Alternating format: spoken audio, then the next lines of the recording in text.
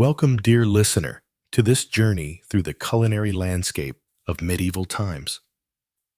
As you settle in for a moment of calm and relaxation, I invite you to share in the comments where in the world you're listening from and what time of day it is for you right now. I always love seeing how far our community of night owls stretches. If you enjoy immersing yourself in the rich tapestry of history, to unwind, consider subscribing for more soothing stories like this. Picture, if you will, a rustic table set with a humble meal. A bowl of thin, bland porridge, a hunk of dense, coarse bread, and perhaps a few morsels of tough, stringy meat if the diner is lucky. This is the fare that sustained the majority of people in medieval times. While kings and nobles feasted on lavish multi-course banquets, the average peasants subsisted on a diet that was as meager as it was monotonous. What factors conspired to make food in the Middle Ages so unappetizing for the masses? Let us explore this question and transport ourselves back to a time when filling one's belly was a daily struggle. In a medieval peasant's home, the aroma of exotic spices was noticeably absent. Cinnamon, ginger, nutmeg, pepper. These were luxuries reserved for the wealthy, brought from distant lands by intrepid merchants. Imagine the life of a spice trader in those times, navigating the treacherous Silk Road to bring a taste of opulence to European shores. For a glimpse of the value placed on these rare flavors, consider that in the 11th century, a pound of nutmeg cost 7 fattened oxen.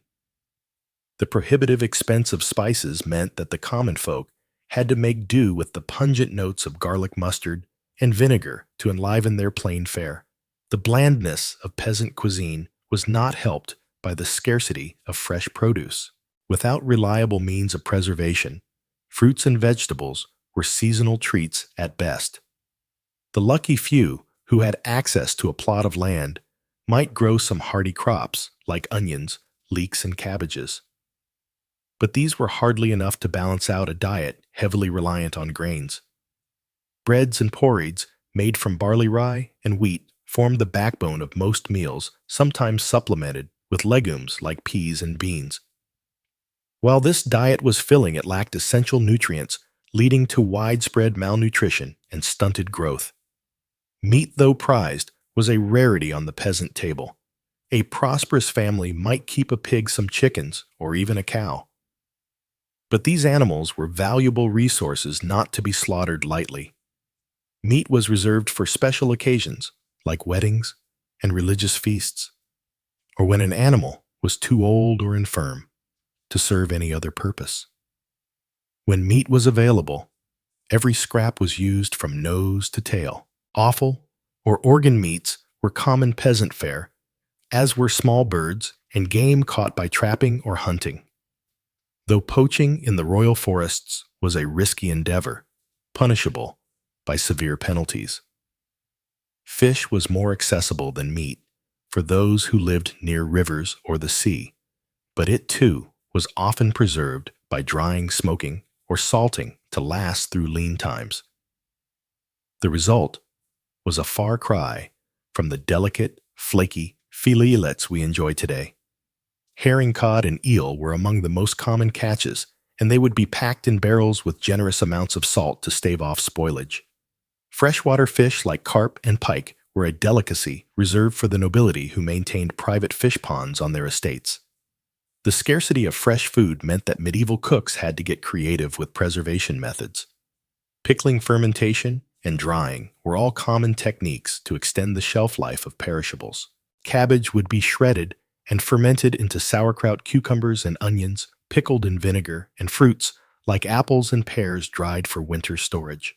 These preserved foods added some much-needed variety to the peasant diet, but they were a far cry from the vibrant flavors of fresh produce.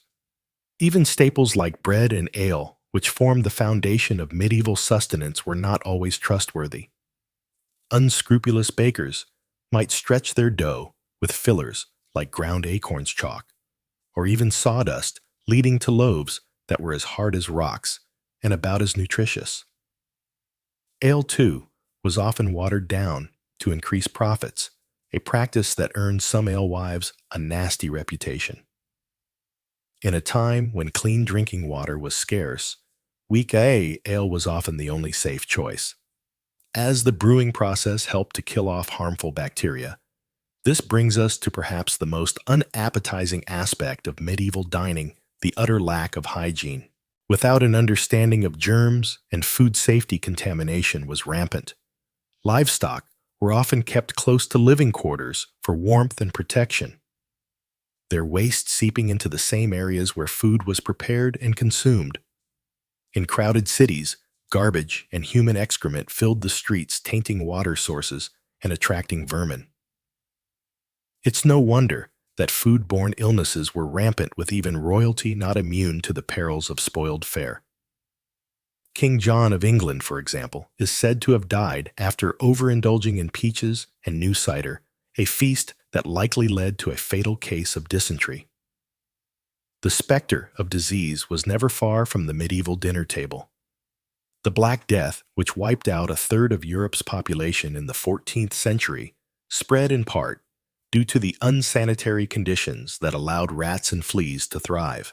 Food markets were particularly notorious as breeding grounds for pestilence, with flies buzzing around meat stalls and rodents scurrying underfoot. It's a wonder that anyone survived the perils of medieval dining at all. Yet even in the face of scarcity and disease, there were glimmers of gastronomic hope. Monasteries and abbeys often served as havens of relative plenty, with well-tended gardens and orchards providing a bounty of fresh produce.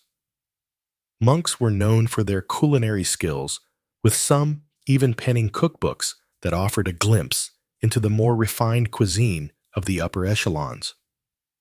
Of course, this food was not shared freely with the masses, but some monasteries did offer alms to the poor as a form of charity. For the nobility, feasts were an opportunity to showcase their wealth and power. A royal banquet might feature dozens of dishes, from roast swan and peacock to delicate pasties and sweet meats. Spices flowed freely, as did wine, and ale, creating an atmosphere of gluttonous revelry. But even these lavish spreads were not without their dangers. Food poisoning was a common occurrence, with spoiled meats and rancid sauces taking their toll on noble stomachs. And the sheer volume of food consumed could lead to painful digestive issues. A reminder that even the privileged were not immune to the hazards of medieval dining. As we reflect on the harsh realities of food in the Middle Ages, it's hard not to feel a sense of gratitude for the abundance and variety that we enjoy today. Our supermarkets brim with fresh produce from around the globe. Our meats are safe and sanitized, and our spice racks hold flavors that would have been the envy of any medieval monarch. Yet even as we savor the fruits of modernity, we can't help but marvel at the resilience and ingenuity of our ancestors, who made do with so little and found ways to survive in the face of unrelenting hardship. So the next time you sit down to a meal, take a moment to appreciate the bounty before you. Savor the flavors and textures that medieval peasants could only dream of, and raise a glass to the countless generations who toiled and struggled to bring us to this point. And if you find yourself grumbling about a less than perfect dish, spare a thought for the medieval diner for whom even a simple bowl of porridge was a hard-won blessing.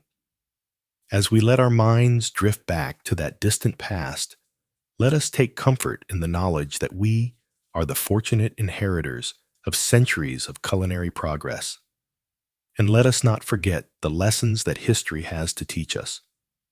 Lessons of perseverance, creativity, and the enduring power of the human spirit to find sustenance and joy even in the darkest of times.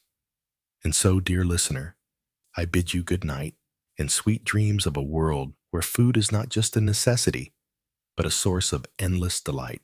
May your own culinary journey be filled with flavor, nourishment, and the warm glow of gratitude for all that we have been given.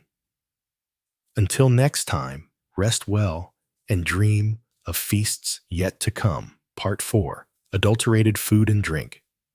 In the dimly lit streets of a medieval city, a baker surreptitiously glances left and right before ducking back into his shop. He pulls out a sack of sawdust and begins kneading it into the dough, stretching his paltry supply of flour. For many bakers, this deception was the only way to eke out a meager living.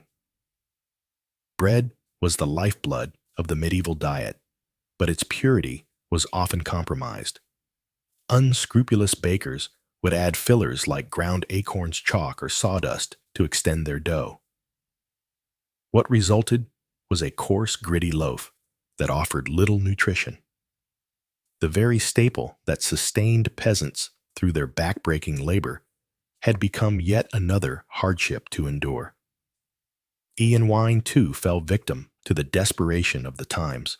Alewives and innkeepers, struggling to turn a profit, would water down their brew to stretch it further. The resulting drink was a thin, sour swill that bore little resemblance to the hearty ale that was the pride of the British Isles. One such alewife, Elizabeth, toils over her bubbling cauldron, stirring in yet another bucket of cloudy water.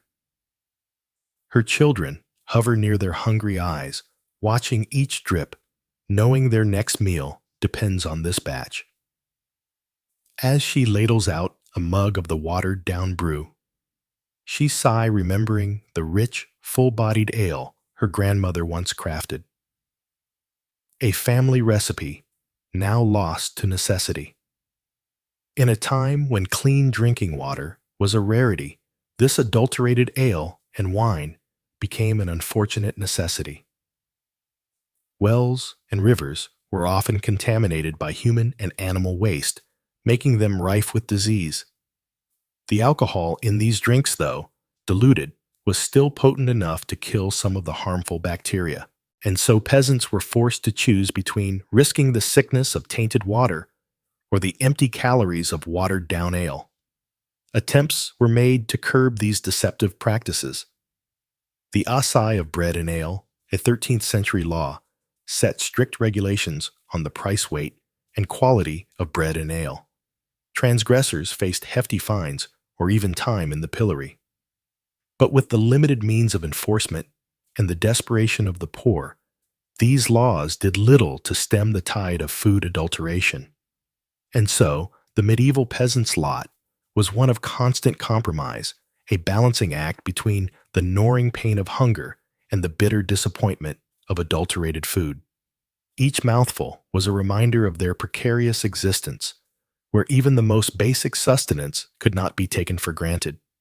As we delve further into the realities of medieval food, we must remember that these were not just historical facts, but the daily struggles of real people. In our next chapter, we'll explore how the very spaces in which they lived contributed to the challenges they faced in securing a decent meal. The close quarters shared by man and beast and the lack of sanitation that plagued medieval cities made the simple act of eating a perilous proposition. Part 5. Unsanitary Conditions. Picture, if you will, a small, thatched cottage huddled against the chill of a medieval winter. Inside, a family huddles around a meager fire, their breath mingling with the steam, rising from a bubbling pot of pottage. In the corner, a pig roots through the rushes, covering the dirt floor. It snorts and grunts, a constant backdrop to the family's daily life. This was the reality for many medieval peasants, a life lived in close quarters with their livestock. Animals were often kept inside the home for warmth and safety. Their dung and debris, mingling with the straw and rushes that served as the only floor covering. It was a breeding ground for disease, with fleas and lice thriving in the unsanitary conditions. Even in the grandest castles, sanitation was a challenge. Without a proper understanding of hygiene, even the most lavish feasts could end in tragedy. The story of King John of England serves as a poignant example. In 1216, while traveling across the country, the king fell ill after consuming a surfeited of peaches. Historians now believe these peaches were likely spoiled, leading to a case of dysentery that ultimately claimed the king's life. In the crowded cities of medieval Europe, the situation was even more dire. Narrow streets were choked with garbage and human waste tainting the air and seeping into the water supply. In London, the River Thames served as both a source of drinking water and a dumping ground for the city's refuse. It's little wonder that disease ran rampant with outbreaks of dysentery, typhoid, and even the dreaded Black Death. The Black Death, which swept through Europe in the 14th century, was in part able to spread so quickly and claim so many lives due to the unsanitary conditions of medieval cities. Fleas carried by the rats that thrived in the filth became the unwitting harbingers of the plague, spreading the disease from person to person with terrifying efficiency. For the average peasant, there was little escape from these unsanitary conditions. They lived and died amidst the filth, their bodies weakened by malnutrition and constant exposure to disease. Even the simple act of eating, which should have been a source of nourishment and comfort, became a gamble with every bite. As we consider these realities, it's easy to feel a sense of despair for the plight of the medieval peasant. But amidst this darkness, there were glimmers of light, the kindness of neighbors, sharing what little they had, the solace found in faith and community. In our next chapter, we'll explore how the church, despite its own role in the hardships of the time, also offered a measure of relief and hope to the hungry and the downtrodden. Part 6. The Influence of the Church. The tolling of church bells marked the rhythm of life in medieval Europe. For peasants toiling in the fields, these peals signaled not just the call to prayer, but also a reprieve from the unrelenting demands of their work and their hunger. In a world where so much was uncertain, the church stood as a bastion of stability and authority. But this authority came with its own set of rules and restrictions, many of which centered around food. The Catholic Church mandated frequent fasting and meatless days, particularly during the penitential season of Lent. For 40 days before Easter, the faithful were expected to abstain from meat, dairy, and eggs, a tall order for those already struggling to put food on the table. The story of one peasant family illustrates the hardship these fasts could impose. John and his wife Margaret toiled from sun up to sundown on their small plot of land, barely growing enough to feed their 3 children. When Lent arrived, they faced a daunting choice: honor the fast and risk weakening their already malnourished bodies, or defy the church and face the consequences for their immortal souls. In the end, they chose to follow the fast, subsisting on meager portions of bread pottage and the occasional dried fish. By Easter, their faces were gaunt and their steps heavy with exhaustion. Yet they took solace in the belief that their suffering would be rewarded in the next life. Despite the additional hardships these fasts imposed, the church was not entirely deaf to the plight of the poor. Monasteries and abbeys often served as a source of food aid, distributing bread and alms to the needy as a form of Christian charity. The monks, with their vast lands and resources, were able to provide a measure of relief to the hungry masses. Yet even this charity had its limits. When crops failed and famine struck, the demand for aid often outstripped the church's ability to provide. And for those caught poaching in the royal forests, a desperate attempt to supplement their meager diets with fresh game, the church's mercy was noticeably absent. Poachers, if caught, faced severe punishments from maiming to death, regardless of their circumstances. And so the church's influence on medieval food was a double-edged sword. It provided solace and aid to some while imposing additional burdens on others. For the peasant family, faith was both a source of strength and a further trial to endure in the face of unrelenting hunger. As we turn our gaze to the final chapter of our journey through medieval food, we'll witness a scene of shocking contrast, the opulent feast of a noble household. Against the backdrop of peasant hardship, these lavish displays serve as a stark reminder of the vast inequalities that defined the era. Part 7. The rare medieval feast. The great hall of the castle is alive with the flicker of 100 candles. Tapestries line the walls, their vibrant threads telling stories of heroic deeds and courtly love. At the head of the room, on a raised dais, the lord and lady preside over a scene of opulence and plenty. Down the center of the hall stretches a massive oak table groaning under the weight of countless dishes. Whole roasted pigs, their skins crackling, and golden jostle for space with elegant silver platters of delicately spiced peacock. Baskets overflow with fresh baked Maine bread, each loaf as white and soft as a cloud. The air is thick with the aroma of saffron, cinnamon, and cloves, spices so precious they're worth their weight in gold. In the castle kitchens, the master cook orchestrates a symphony of culinary creation.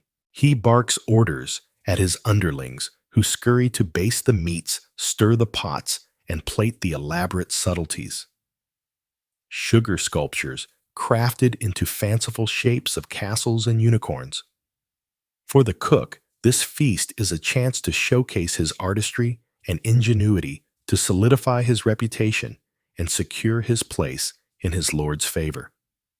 As the feast progresses, the diners gorge themselves on a seemingly endless parade of dishes. They tear into the tender flesh of roast venison sap on creamy almond soup and savor the delicate flavor of blanc manger, a dish of shredded chicken mixed with rice milk and sugar. They wash it all down with goblets of richly spiced wine and frothy ale. But even amidst this revelry, there are reminders of the precariousness of medieval life. A noble woman, her face flushed with wine, suddenly pales and excuses herself from the table, her stomach churning from the richness of the food. A knight, his teeth rotting from the sugary delicacies, bites into a particularly tough piece of meat and winces in pain. And hovering at the edges of the hall, the serving staff watch the excesses of their betters with a mixture of envy and resentment. They know that tomorrow they'll be back to their usual fare of coarse bread and thin gruel. The memory of this feast, a taunting reminder of the gulf between their world and that of their masters. As the last plates are cleared and the final crumbs are swept away, we're left to ponder the stark contrasts of medieval food. For the nobility, feasts were a display of wealth, status, and power, a chance to revel in the finest delicacies the land had to offer. But for the vast majority, food was a daily struggle, a constant battle against scarcity, adulteration, and disease.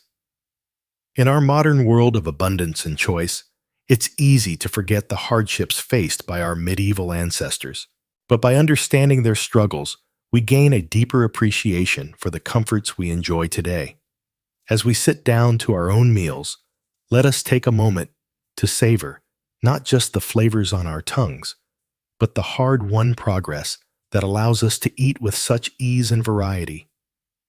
And so, as we close the book on this exploration of medieval food, let us do so with a sense of gratitude and perspective. For in the grand tapestry of human history, our own time is but a brief and privileged chapter, woven from the threads of countless lives lived and meals shared, each one a testament to the enduring resilience of the human spirit. Conclusion. As we've journeyed through the landscape of medieval food, we've encountered a world of scarcity, hardship, and inequality.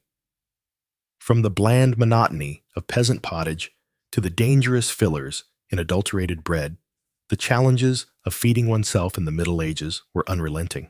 We've seen how the lack of variety in spices, the difficulties of preservation, the unbalanced diets, and the unsanitary conditions all conspired to make medieval food a far cry from the cornucopias we enjoy today.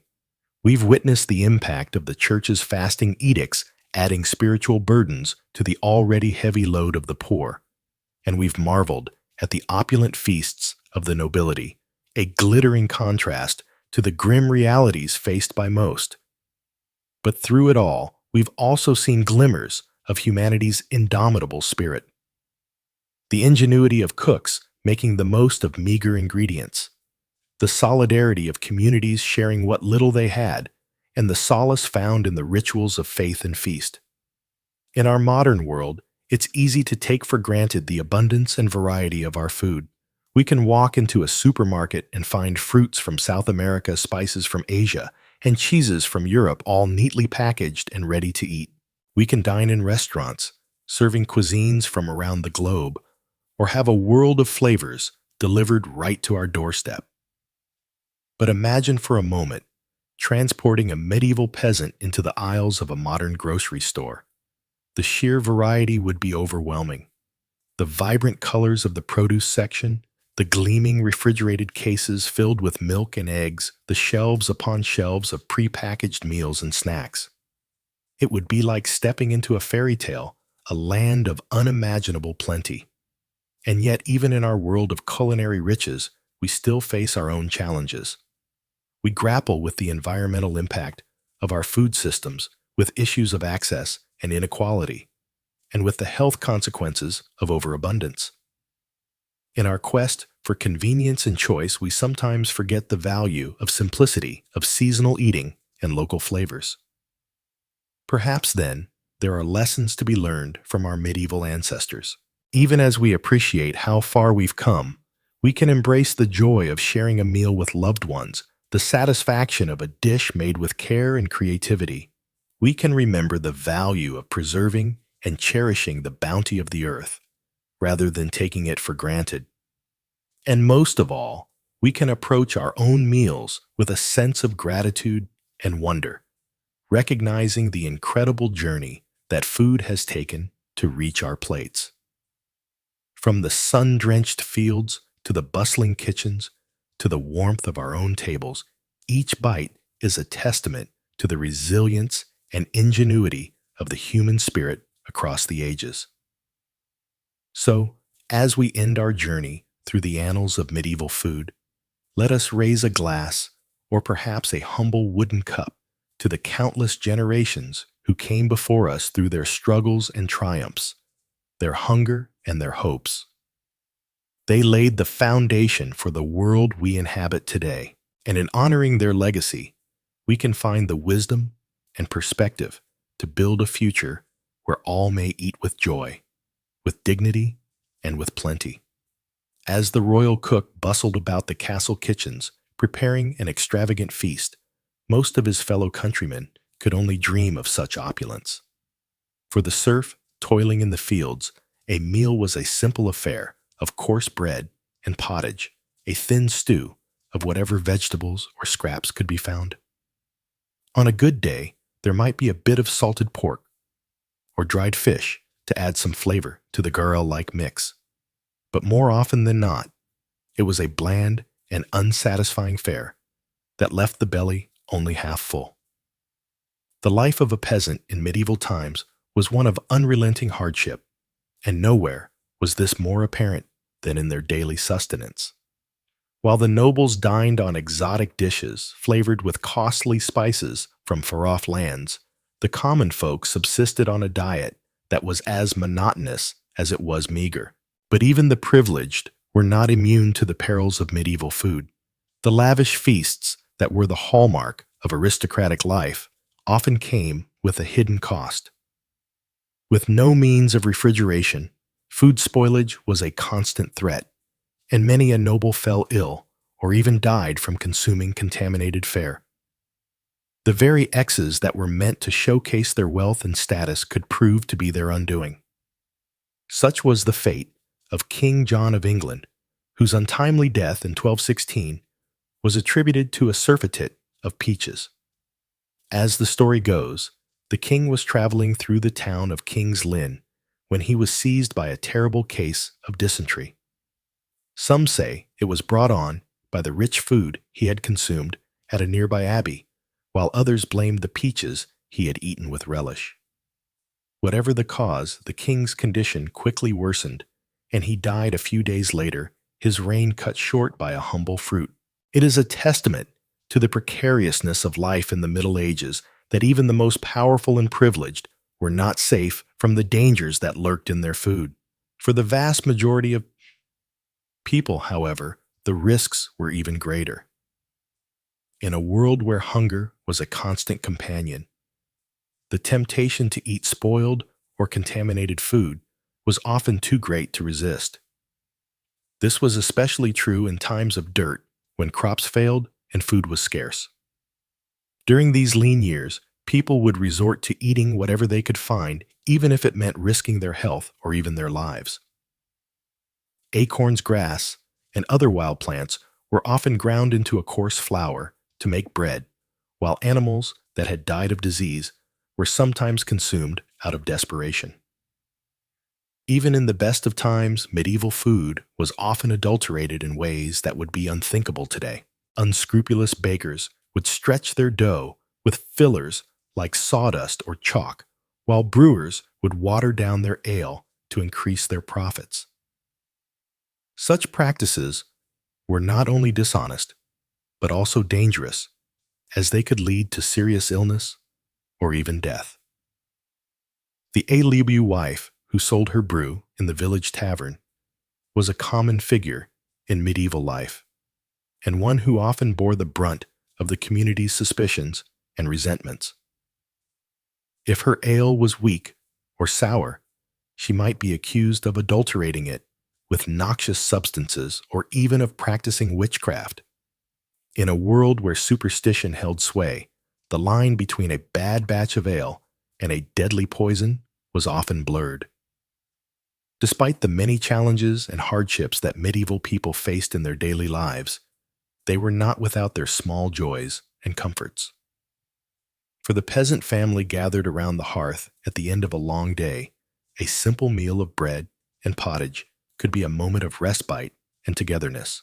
And for the monks and nuns who dedicated their lives to prayer and service, the austere diet prescribed by their religious orders could be a source of spiritual nourishment and discipline.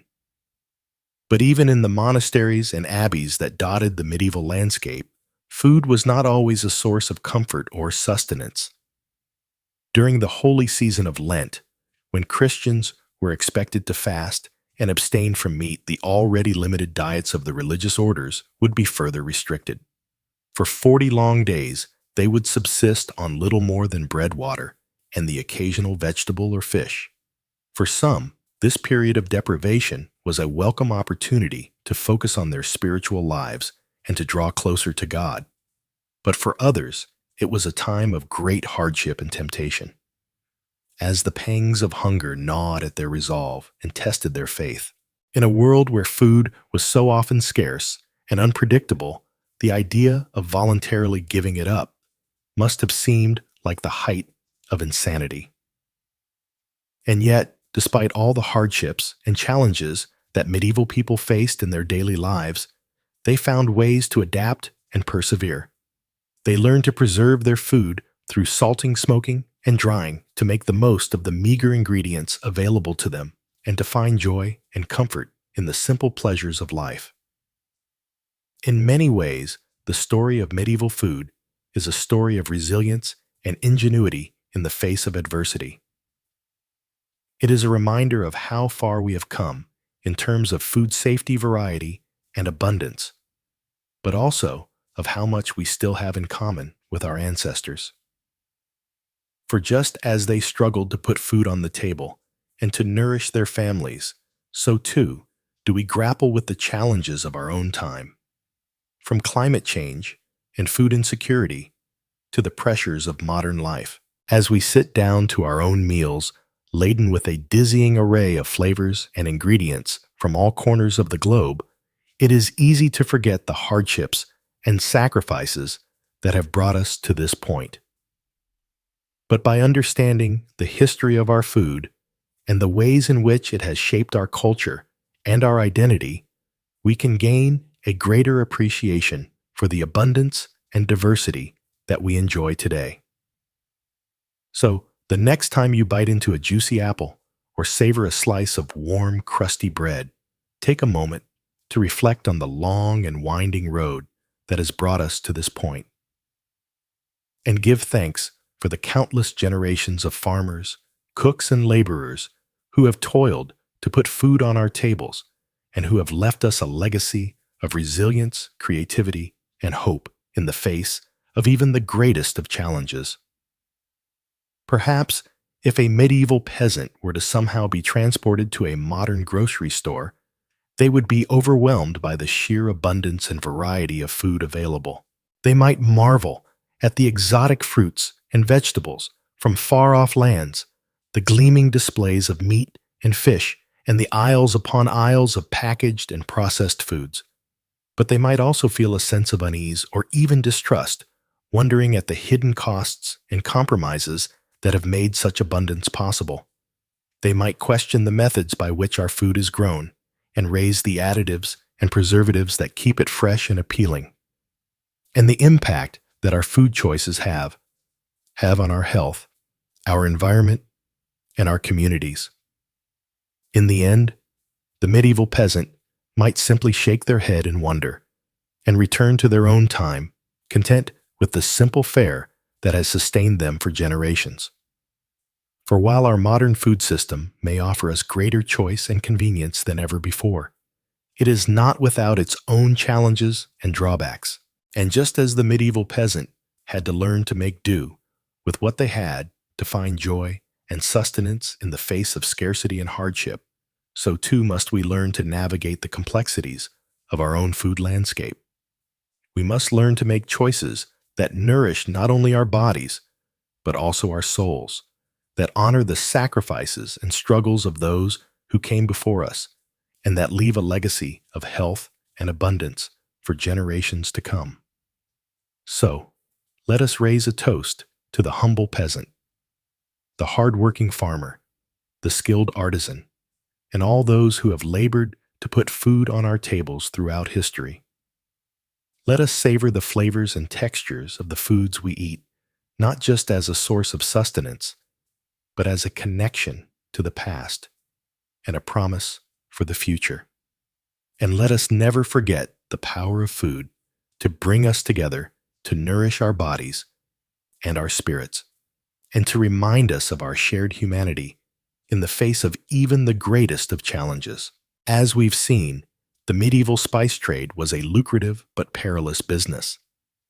Those who controlled the flow of spices could amass great fortunes, while those who toiled to bring these precious commodities to Europe risked life and limb. One such spice merchant was a man named Giovanni de Marinoli. Born in the early 14th century to a noble Florentine family, Giovanni seemed destined for a life of ease and comfort. But a restless spirit and a thirst for adventure led him down a different path. In 1338, Giovanni set out on a journey that would take him across the known world, from the bustling ports of Italy to the distant lands of China and India.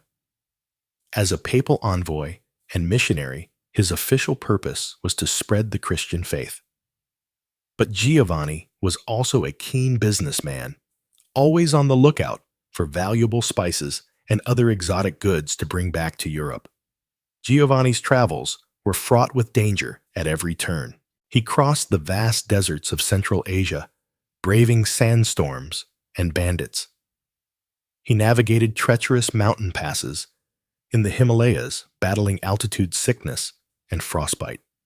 He sailed the storm-tossed seas of the Indian Ocean, praying to survive each monsoon season. But for all the hardships he endured, Giovanni was also enchanted by the wonders he encountered. He marveled at the gleaming white palaces of Khan Balik, the Mongol capital, later known as Beijing. He admired the pious devotion of the Thomas Christians in southern India. He reveled in the heady scents and flavors of the spice markets in Sun and Malabar. Along the way, Giovanni gathered a rich cargo of cinnamon pepper cloves and nutmeg, carefully packed in chests to protect them from moisture on the long journey home. He knew that if he could bring these spices safely back to Italy, he stood to make a fortune. But Giovanni's luck was not to hold. According to some accounts, his ship was lost at sea on the return voyage, taking him and his precious spices down to the briny deep. Other tales hold that he survived the journey only to be robbed and murdered by brigands on the outskirts of Florence, his spices scattered to the wind. Whatever the truth of his fate, Giovanni de Marinoli's story reminds us of the incredible risks and rewards of the medieval spice trade. For a few wealthy merchants and lucky adventurers, spices could be a ticket to untold riches. But for most, like Giovanni, they remained a tantalizing dream, always just out of reach. As we drift off to sleep, let us imagine we are in a bustling spice market in some far-flung corner of the medieval world. The air is thick with the scent of pepper and cinnamon, cardamom, and saffron. Merchants haggle in a dozen different tongues, their voices rising and falling like the tide. We wander the narrow lanes, baskets in hand, marveling at the colorful mounds of spices from every corner of the globe. Here, a pile of ginger root, GNL'd and pungent. There, a heap of cloves, like tiny brown nails, their aroma warm and sweet. But as we fill our baskets, we can't help but feel a pang of regret for the many who will never taste these flavors. For the poor peasants back home, a pinch of pepper would be an unthinkable luxury, let alone a fragrant curry or a spiced wine. Their food, as we'll explore further, is a monotonous grind of GRL and grit, a far cry from the sumptuous feasts we've seen at the tables of the wealthy. But even those lavish banquets, as we'll soon discover, could come with their own hidden dangers and disgusting surprises. So let us savor this imagined abundance, this rare sensory delight, as we drift deeper into dreams. For when we wake, we'll have to confront once more the harsh realities of food in the Middle Ages, realities that made filling one's belly a daily battle for princes and paupers alike. The scarcity and hardship that defined medieval food for the masses extended even to the staples that formed the backbone of their diets. Bread, the most basic and universal of foods, was often a coarse, unappetizing loaf that would be nearly unrecognizable today. For poorer peasants, bread was made from lower quality grains like barley rye and even beans or chestnuts in times of shortage. This resulted in dense, dark loaves that were difficult to digest and provided little nutrition. The bread was often full of gritty impurities from poor milling techniques, and it would quickly go stale or moldy in the damp conditions of many peasant homes. Even for slightly better off peasants who could afford wheat bread, the end product was a far cry from the fluffy leavened loaves we enjoy today. Leaven-veining agents like yeast were expensive and hard to come by, so most bread was unleavened flatbread, similar to modern pa.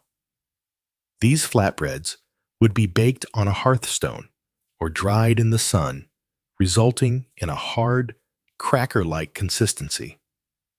The quality of bread was so important that it was often used as a marker of social class. The whitest, finest loaves made from pure wheat flour were reserved for the nobility, while the grayish-brown loaves of the peasantry were derided as black bread. In some regions, strict laws even prohibited commoners from consuming white bread, reserving it as a privilege of the elite. One figure who stood out in the history of medieval bread production was the 12th century mystic Saint Hildegard of Bingen.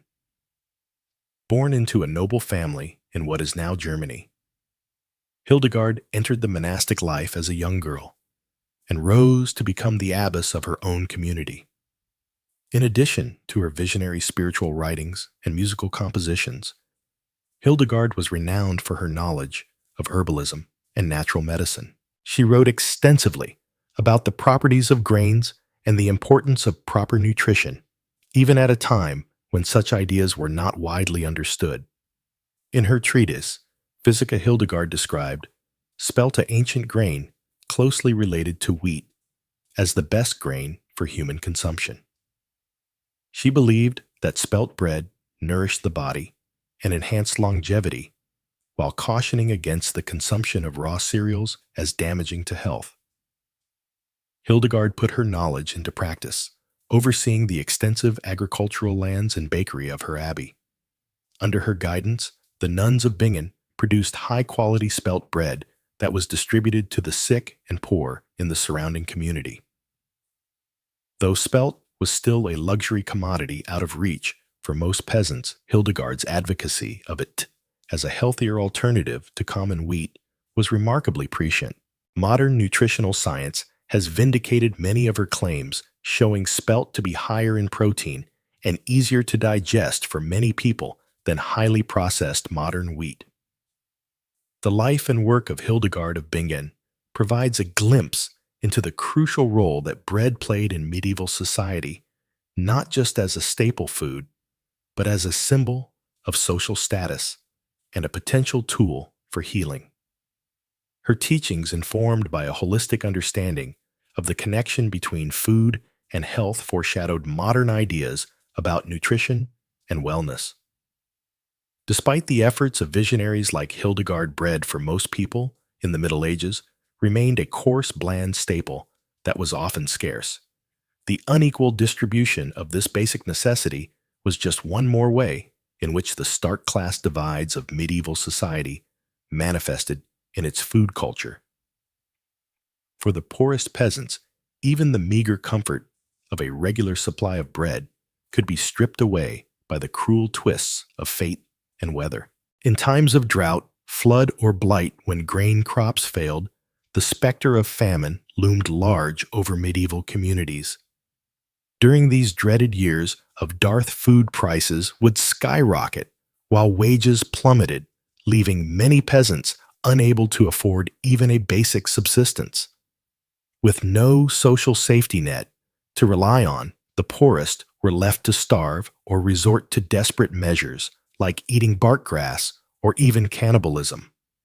In the most extreme cases, one of the worst famines to strike medieval Europe was the Great Famine of 1315 to 1322. A catastrophic confluence of factors, including climate change, crop failures, and the economic fallout of endless wars, plunged the continent into a 7-year period of starvation and misery. Chronicles of the time paint a grim picture of the suffering endured by the common people. Men ate dogs, horses, cats, and other unclean things, wrote the Flemish monk William of Nangis.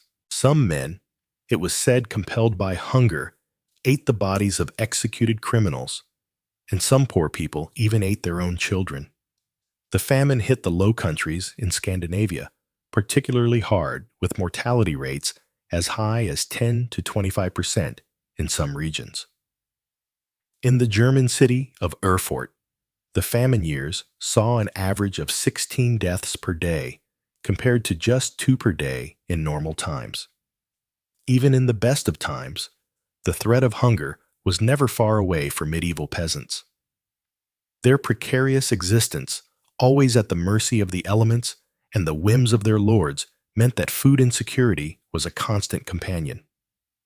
The grim reality of famine cast a long shadow over the medieval world, serving as a reminder of the fragility of life in an era before modern agriculture and social welfare. It was a world where even the most basic necessity of bread could not be taken for granted, and where the specter of starvation lurked just one bad harvest away. As we continue our journey through the culinary landscape of the Middle Ages, we'll see how this pervasive scarcity and insecurity shaped not just the diets, but the entire worldview of medieval people. In a time when a full belly was a luxury and a stale crust, a treasure food, took on a significance that is hard to imagine from our modern vantage point of abundance and choice. But first, let's turn our attention to another staple of the medieval diet that was scarcely more appetizing than the era's bread: meat. For all but the wealthiest nobles, meat was a rare treat reserved for special occasions. And when it did appear on the menu, it often came in forms that would turn the stomachs of modern diners. In the absence of refrigeration, medieval people had to rely on a variety of preservation methods to keep meat from spoiling. Salting was the most common technique, with heavily salted meats being a staple of winter diets. But the salt itself was often of poor quality, full of impurities that could make the meat taste bad or even cause illness. Smoking and drying were also used to preserve meats, particularly in the form of sausages and hams. These could keep for longer periods, but would become hard and unappetizing over time, with a texture more akin to leather than to the juicy, tender meats we enjoy today. For most peasants, meat usually meant tough, stringy cuts from older animals that were no longer useful for milk or labor. Beef was rarely eaten by commoners, as cattle were simply too valuable to slaughter. Pork and poultry were somewhat more common, but were still luxury items for most. The type and amount of meat in medieval diets varied significantly by region and social status. In Slavic regions and parts of Scandinavia, people largely relied on freshwater fish rather than terrestrial meat. Hunting was a cherished privilege of the nobility, who jealously guarded their exclusive rights to venison and other game meats. One vivid glimpse into the inequality of medieval meat consumption comes from the records of King Richard II's cooks in the late 14th century. For a single royal feast in 1387, the kitchens prepared 2,000 chickens, 400 sheep, 100 stags, and 1,000 little pigs. Fair fit for a king indeed. In contrast, a peasant family might expect to eat meat only a handful of times per year, usually on major religious holidays like Christmas and Easter. Even then, the cuts would be meager and have been scrupulously saved for months. But for one brief moment, in the history of medieval England, the humble peasantry got a taste of the bounty usually reserved for their betters. In the aftermath of the Black Death, which killed up to half the population in the mid-4th century, the massive labor shortage gave surviving peasants newfound bargaining power. With fewer mouths to feed and a surplus of land, many peasants found themselves in the novel position of being able to demand higher wages and better living conditions. For a few short decades, the standard of living for English commoners actually improved markedly. Meat consumption rose as more peasants could afford to keep livestock for their own tables rather than for the markets. Wages doubled or even tripled in some regions, allowing laboring families to supplement their usual fare of porridge and bread with the occasional chicken pig or even cow. But this golden age for the peasantry was to be short-lived.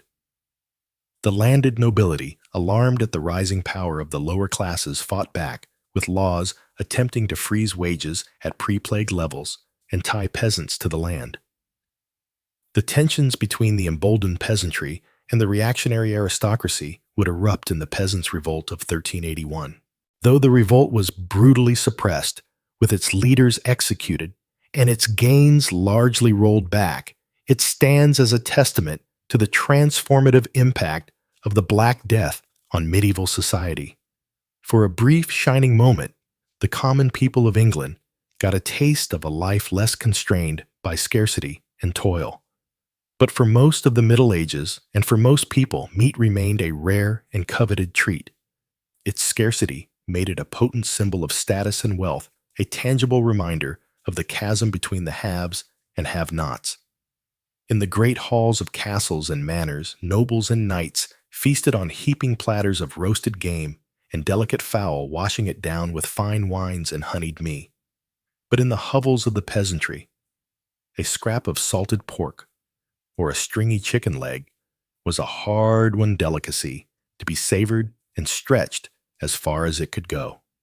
This disparity in access to such a basic foodstuff underscores the harsh inequalities that defined life in the Middle Ages. In a world where even a full belly was a mark of privilege, the gulf between rich and poor was as wide as the distance between a king's banquet table and a peasant's empty trencher.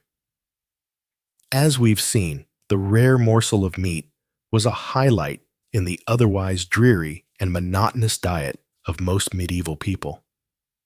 But even this small pleasure was subject to strict regulation by the power of the Church. In medieval Europe, the Catholic Church wielded immense influence over every aspect of daily life, and food was no exception. The church calendar was dotted with fast days and meatless days when the consumption of animal products was strictly forbidden. The most significant of these was the season of Lent, the 40-day period leading up to Easter. During this time, all meat, dairy, and eggs were off limits, leaving the faithful to subsist on a meager diet of fish, vegetables, and bread. For wealthy nobles, this was a minor inconvenience. They could afford to import exotic fruits, nuts, and spices to liven up their Lenten fare. And their well-stocked fish ponds ensured a steady supply of fresh seafood. But for the poor, Lent meant an even more restricted and monotonous diet than usual. The Church's rationale for these dietary restrictions was rooted in the idea of penance and spiritual discipline. By denying themselves the pleasures of the flesh, even in the form of food, the faithful were thought to be purifying their souls and aligning themselves with the suffering of Christ. But in a world where hunger and scarcity were daily realities for most people, the idea of voluntary deprivation must have seemed a bitter irony. For peasants, who rarely tasted meat anyway, the imposition of additional restrictions could feel like a cruel joke. Yet the power of the Church was so great that few dared to openly flout its dietary decrees. To do so was to risk not just social ostracism, but the very real threat of eternal damnation. In a time when the afterlife was considered more real and important than earthly existence, this was a potent deterrent indeed. One poignant tale that illustrates the hardships of Lenten fasting comes from the records of a 14th century English manor. In 1322, a peasant woman named Agnes Paston was brought before the manor court on charges of stealing 2 loaves of bread during Lent. In her defense, Agnes pleaded that she had stolen the bread to feed her starving children who were too young to understand the rules of the fast. She begged for mercy, arguing that surely God would not want her innocent babes to go hungry. The court, moved by her plea, took the unusual step of acquitting Agnes of the theft charge, but they still admonished her for breaking the Lenten fast, reminding her that the needs of the soul must take precedence over the desires of the body. For Agnes and countless others like her, the rigid dietary restrictions of the Church must have seemed like just one more burden in a life already defined by hardship and hunger. In a world where food was scarce and survival precarious, the idea of willingly forgoing what little sustenance was available must have been difficult to swallow.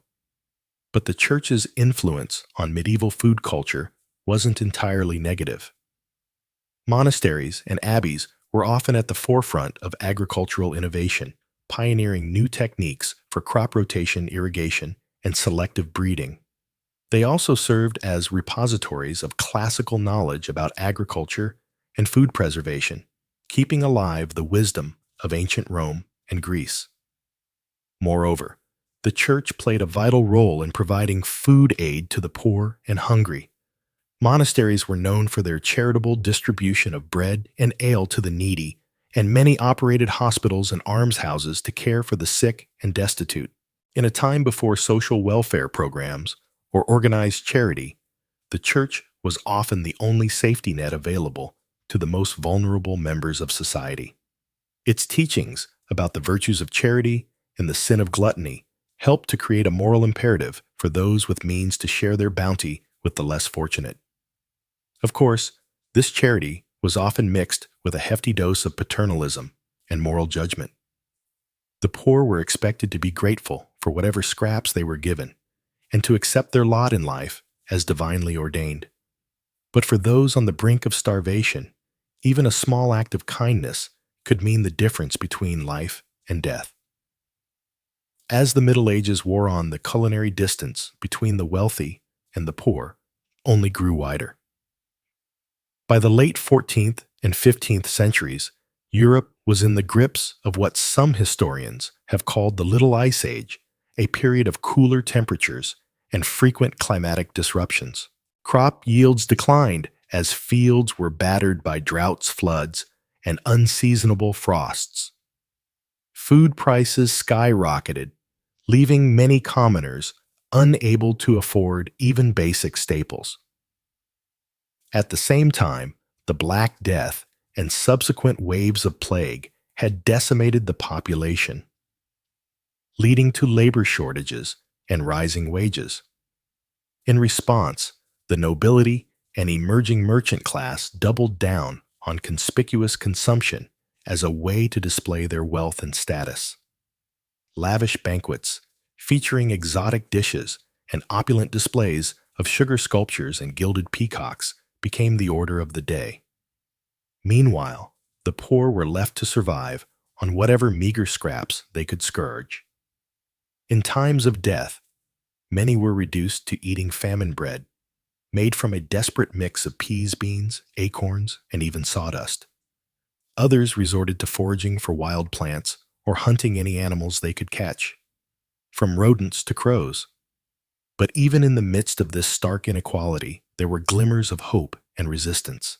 Peasant revolts, like the English Rising of 1381, or the German Bonu movement of the early 16th century, saw the common people rising up to demand better treatment and a fairer share of the wealth. While these uprisings were often brutally suppressed, they nonetheless testified to the unquenchable human spirit and the enduring dream of a world where everyone could enjoy the basic dignity of a full belly and a decent life. And in the kitchens and gardens of ordinary people, the seeds of a more vibrant and diverse food culture were being planted. Women who bore the primary responsibility for feeding their families were the unsung heroes of medieval cuisine. With creativity and resourcefulness, they found ways to coax flavor and nourishment out of even the humblest ingredients. In the folk traditions of pickling, preserving, and foraging, they passed down knowledge that would sustain their communities through the lean times and lay the foundation for the culinary revolutions to come. And in the communal ovens and shared meals of village life, they nurtured a spirit of solidarity and resilience that would prove as sustaining as any loaf of bread. So, while the story of food in the Middle Ages is undoubtedly one of hardship and deprivation, it is also a story of ingenuity, resilience, and hope. In the face of scarcity and oppression, medieval people found ways to nourish not just their bodies, but their spirits, to find joy and communion in the simple act of sharing a meal. As we look back on this distant and often difficult past, we can take inspiration from their example. In a world that is still riven by inequality and hunger, their story reminds us of the fundamental human right to food and the vital importance of fighting for a more just and sustainable food system. And in our own kitchens and around our own tables, we can honor their legacy by cherishing the abundance we enjoy and remembering always to share it with those who have less. For in the end, the true measure of a society is not in the opulence of its feasts. But as we've seen for the vast majority of people in medieval Europe, food was a daily struggle of scarcity, monotony, and even danger. But there was one place where the food was always abundant, always varied, and always exquisite, the royal court. While peasants subsisted on GRL and stale bread, nobles feasted on the finest delicacies the land had to offer. Imagine being the royal cook, entrusted with the monumental task of preparing lavish meals for the king and his court. Your day begins before dawn as you oversee the delivery of ingredients from far and wide. Wagons rolled into the castle courtyard, laden with barrels of wine from Burgundy, wheels of cheese from the Alps, crates of spices from the Orient. The king's huntsmen rode in with deer and boar slung over their saddles, ready to be transformed into savory roasts and pies. In the cavernous castle kitchens, a small army of servants bustled about under your command. Fires roared in the great hearths as spits turned slowly, roasting meats to perfection. Cauldrons bubbled with fragrant stews and soups. While bakers kneaded dough for bread and pastries, the air was thick with the aroma of exotic spices. Cinnamon cloves, nutmeg cardamom, each worth more than their weight in silver. As the hour of the feast approached, you put the finishing touches on your creations. A magnificent roast swan, its plumed neck curving gracefully on the platter. A gleaming aspic studded with gems of fruit and topped with gold leaf. A towering subtlety in the shape of the king's coat of arms, painted in vibrant hues. Each dish was a work of art, crafted to delight the eye as much as the palate. When at last the noble guests filed into the great hall and took their seats, it was time for your masterpieces to be unveiled. Servants paraded the platters in presenting each to the high table with a flourish. The guests oohed and ahed as they were served, marveling at the bounty before them. For a few glorious hours, they dined like gods, sampling delicacies from every corner of the known world. But even here, in the rarefied realm of the royal court, the specter of illness lurked behind the splendor. For all their expense and artistry, even the most sumptuous dishes could harbor deadly spoilage, and the sheer excess of the feast often led to overindulgence, as nobles gorged themselves far past the point of satisfaction. It was not unheard of for a courtier to literally eat himself to death, felled by his own gluttony. So while the royal feast may have stood in stark contrast to the meager rations of the common folk, it was not without its own perils. In a world without refrigeration or food safety standards, no one was truly safe from the dangers of the dining table. Rich or poor, the medieval relationship with food was always a precarious one. Today, we can scarcely imagine the hardships that our ancestors endured simply to fill their bellies. The poorest among us have access to a variety and quality of food that would have been unthinkable even for medieval kings. We can walk into a gleaming supermarket and find fruits and vegetables from every season, meats and cheeses from every continent, spices and sauces from every cuisine. We can eat what we want when we want, without fear of famine or food poisoning. But perhaps in our abundance, we have lost something as well. The medieval peasant, for all his suffering, likely felt a deep connection to the land and the turning of the seasons. He knew intimately the sweat and toil that went into every mouthful. While we may pity him, his limited options, he would likely look upon our prepackaged, mass-produced meals with a mixture of wonder and horror. One can imagine a medieval serf transported to the snack aisle of a modern grocery store, marveling at the colorful bags and boxes stretching out before him. He picks up a shiny packet, turning it over in his weathered hands. Cheetos.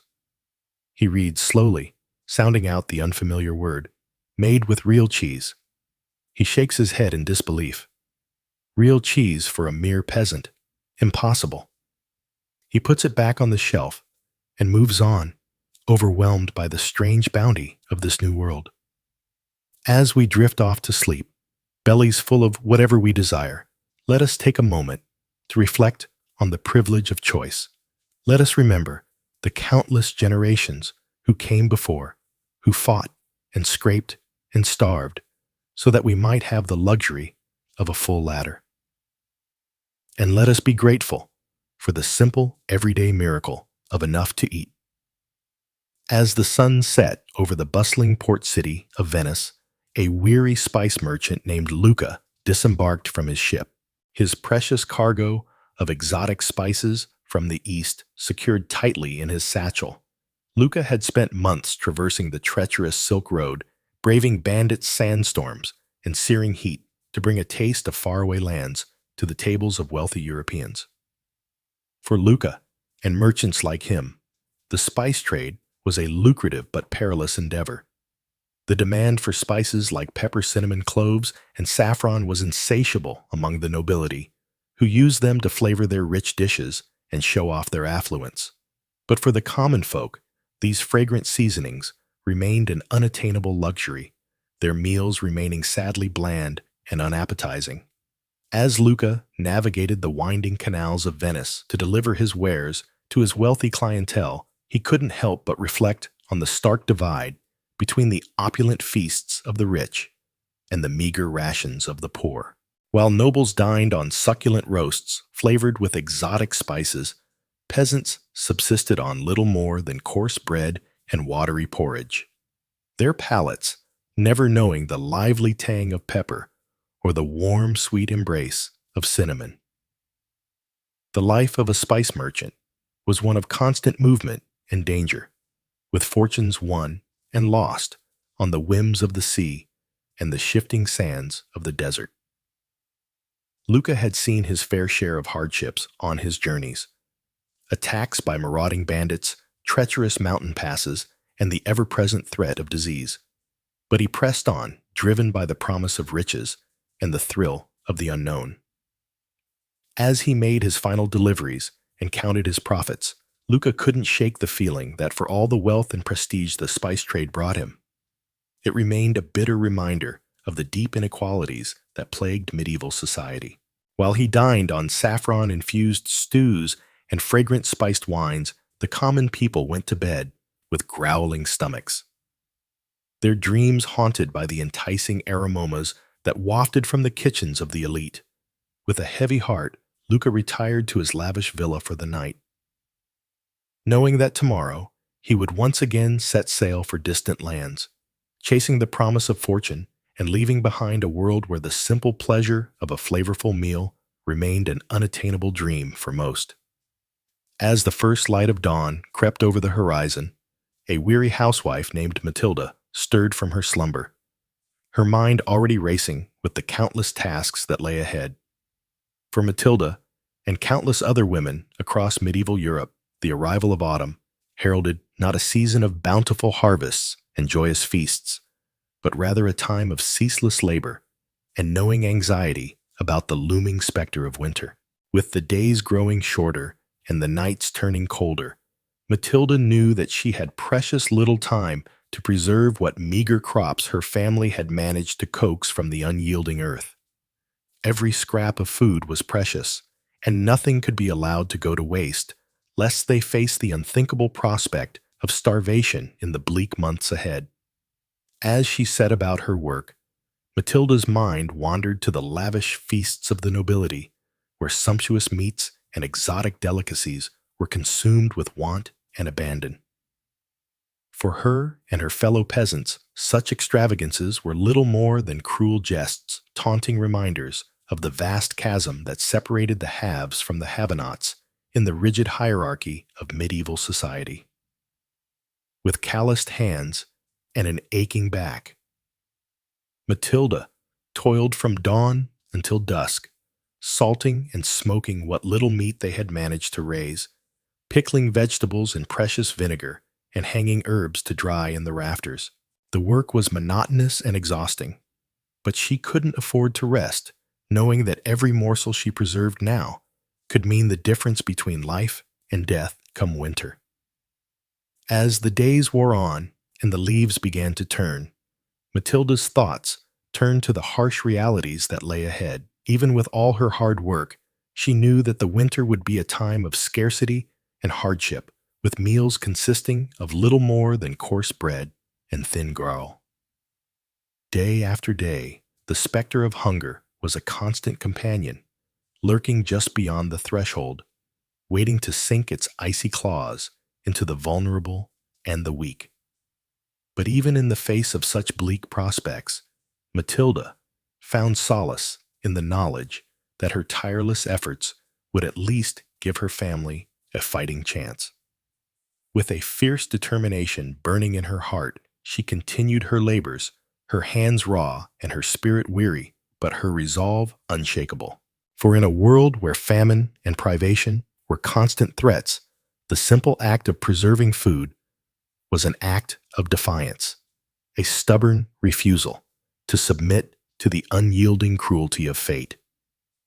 As the first snowflakes began to fall and the chill winds of winter swept across the land, Matilda could only pray that her labors had been enough. With a heavy heart and an empty larder, she prepared to face the long, dark months ahead, knowing that for her and countless others like her, the struggle for survival was only just beginning. In a grand castle, nestled amidst rolling hills and verdant forests, a lavish feast was underway. The great hall filled with the raucous laughter and clinking of goblets as nobles from far and wide gathered to partake in an extravagant display of wealth and power. At the head of the table sat the lord of the manor, his bejeweled fingers tearing into a succulent roast swan, its delicate flesh flavored with exotic spices from distant lands. All around him, the tables groaned under the weight of countless delicacies, savory meat pies, rich stews, and decadent pastries, each one a testament to the skill of the castle's master chefs. The air was thick with the aroma of roasting meats and the heavy scent of mulled wine. A sensory feast that stood in stark contrast to the meager rations of the serfs toiling in the fields beyond the castle walls. For these lowly peasants, the very notion of such a feast was little more than a cruel fantasy, a tantalizing glimpse of a world forever beyond their reach.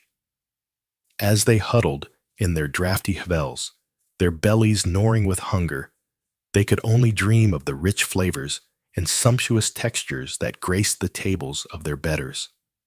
Their own meals, if they could even be called that, consisted of little more than a thin gruel made from whatever scraps and leftovers they could scar together. A few lucky ones might have a meager crust of bread to gnaw on, but for most, even that was a rare luxury. The thought of meat, let alone the succulent delicacies being devoured by the nobles, was little more than a distant fantasy. As the feast wore on, and the wine flowed freely, the nobles grew ever more boisterous, their laughter ringing through the halls and echoing off the stone walls.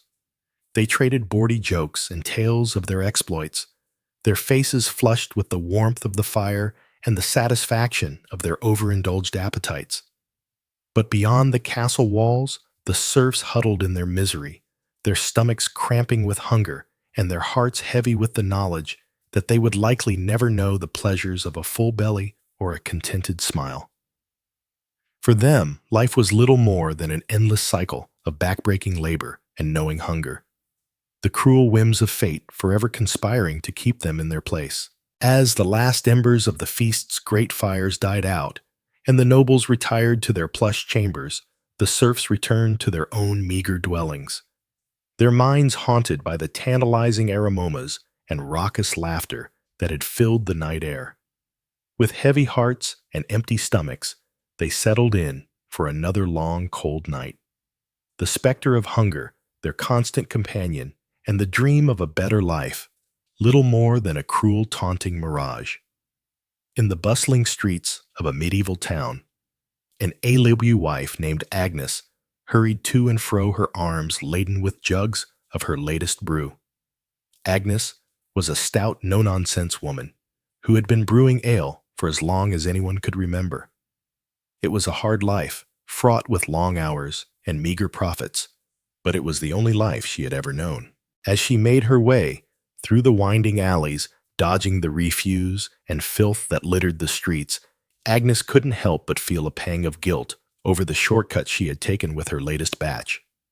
Times were tough, and the price of grain had skyrocketed, leaving her with little choice but to stretch her ale with a bit of extra water. It was a risky move, one that could land her in hot water with the local authorities if anyone found out. But what choice did she have? Agnes knew that her customers, mostly hardworking laborers and craftsmen, relied on her ale to provide a brief respite from the drudgery of their daily lives. They craved the rich, hearty flavor and the pleasant buzz that came with a few pints after a long day's work. But with the cost of ingredients eating into her already meager profits, Agnes had been forced to cut corners wherever she could.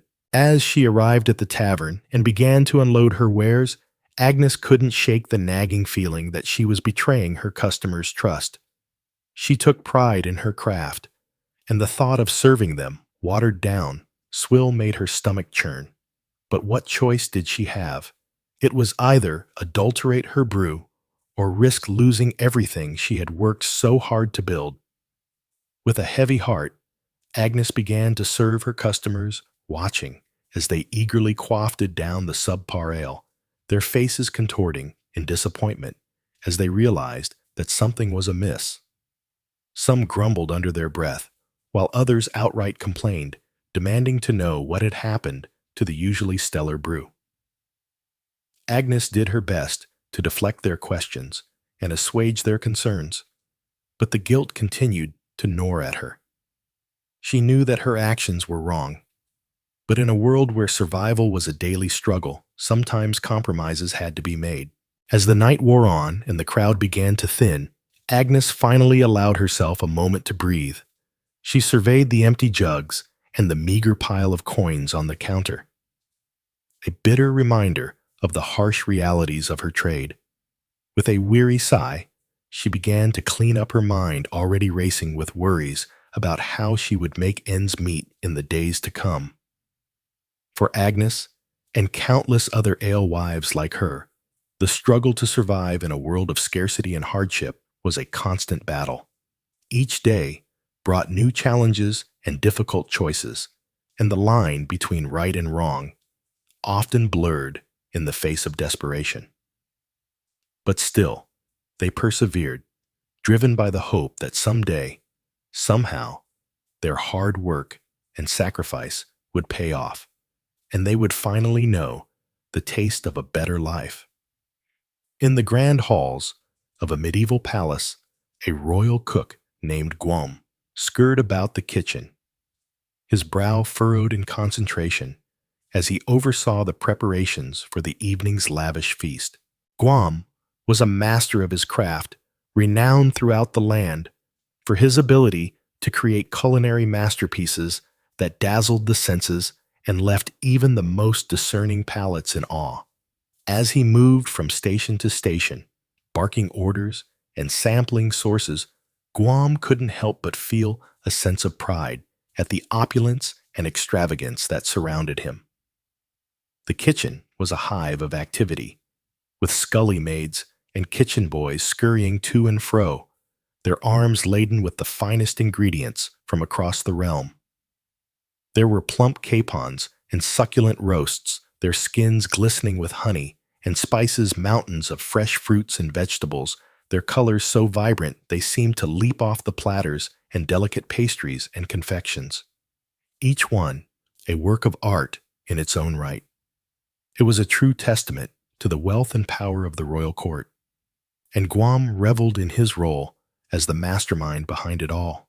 But even as he basked in the glory of his creations, Guam couldn't shake the unease that gnawed at the back of his mind. He knew all too well the stark contrast between the lavish feasts he prepared for the nobility and the meager scraps that passed for meals among the common folk. It was a divide that troubled him deeply, though he knew that to speak out against it would be to risk everything he had worked so hard to achieve. As the final preparations were made and the first course was served, Guam watched from the shadows as the nobles took their seats, their faces alight with anticipation. He saw the way their eyes widened in delight as they tasted his creations, the appreciative murmurs and nods of approval that rippled through the crowd. For a moment, he allowed himself to bask in the satisfaction of a job well done. But as the night wore on and the revelry grew more boisterous, Guam couldn't shake the growing sense of unease that tugged at his heart. He thought of the countless hungry mouths beyond the palace walls, the gaunt faces and hollow eyes of those who had never known the pleasure of a full belly. As the last of the dishes were cleared away, and the nobles retired to their chambers, their stomachs groaning with the excesses of the feast, Guam finally allowed himself a moment to rest. He slumped against the kitchen wall, his eyes closed, and his heart heavy with the weight of the injustices he had witnessed.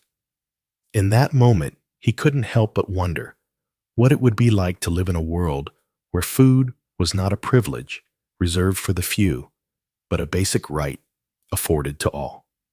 He knew that such a world was little more than a dream, a fantasy as distant and unattainable as the stars themselves. But still, he couldn't help but hope that someday, somehow, things might change, and the plenty he created in the palace kitchens might find its way to those who needed it most. Until then, Guam knew that he would continue to ply his trade, his hands forever stained with the guilt of the plenty he created and the poverty he helped perpetuate. It was a burden he would carry with him, always a constant reminder of the cruelty and inequality that lay at the heart of the medieval world. As we have journeyed through the annals of medieval history, exploring the harsh realities and cruel inequities that define the era's food culture, it is impossible not to feel a sense of gratitude for the relative abundance and variety that we enjoy in the modern age. The struggles and hardships faced by our ancestors, from the lowliest serf to the most skilled artisan, serve as a poignant reminder of just how far we have come in our quest to ensure that all people have access to the basic necessities of life. But even as we celebrate the progress we have made, it is important to remember that the specter of hunger and malnutrition still looms large in many parts of the world. Even in the midst of plenty, there are still those who go to bed with empty stomachs and aching hearts, their dreams haunted by the same cruel inequalities that plagued the medieval world. As we reflect on the lessons of the past and the challenges of the present, it is clear that the fight for food justice is one that is far from over. It is a struggle that will require the collective efforts of all those who believe in the basic human right to nourishment and sustenance. A struggle that will test our resolve and our compassion in equal measure. But even in the face of such daunting odds, we must never lose sight of the progress we have made and the hope that sustains us. We must draw strength from the courage and resilience of those who came before us. Those who toiled in the fields and labored in the kitchens, their hands calloused and their hearts heavy with the weight of their burdens. And we must continue to push forward, to fight for a world in which no one goes hungry and in which the bounty of the earth is shared equally among all those who call it home.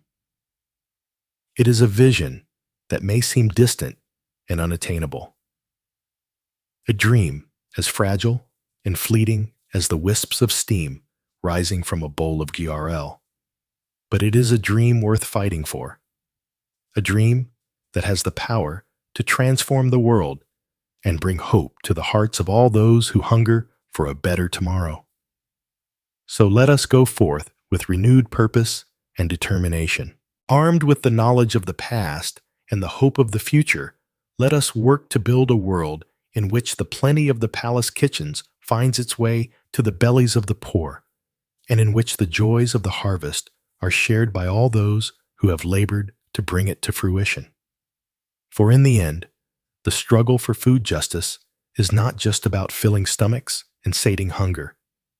It is about the very essence of what it means to be human, about the bonds of compassion and empathy that bind us all together across the gulfs of time and space.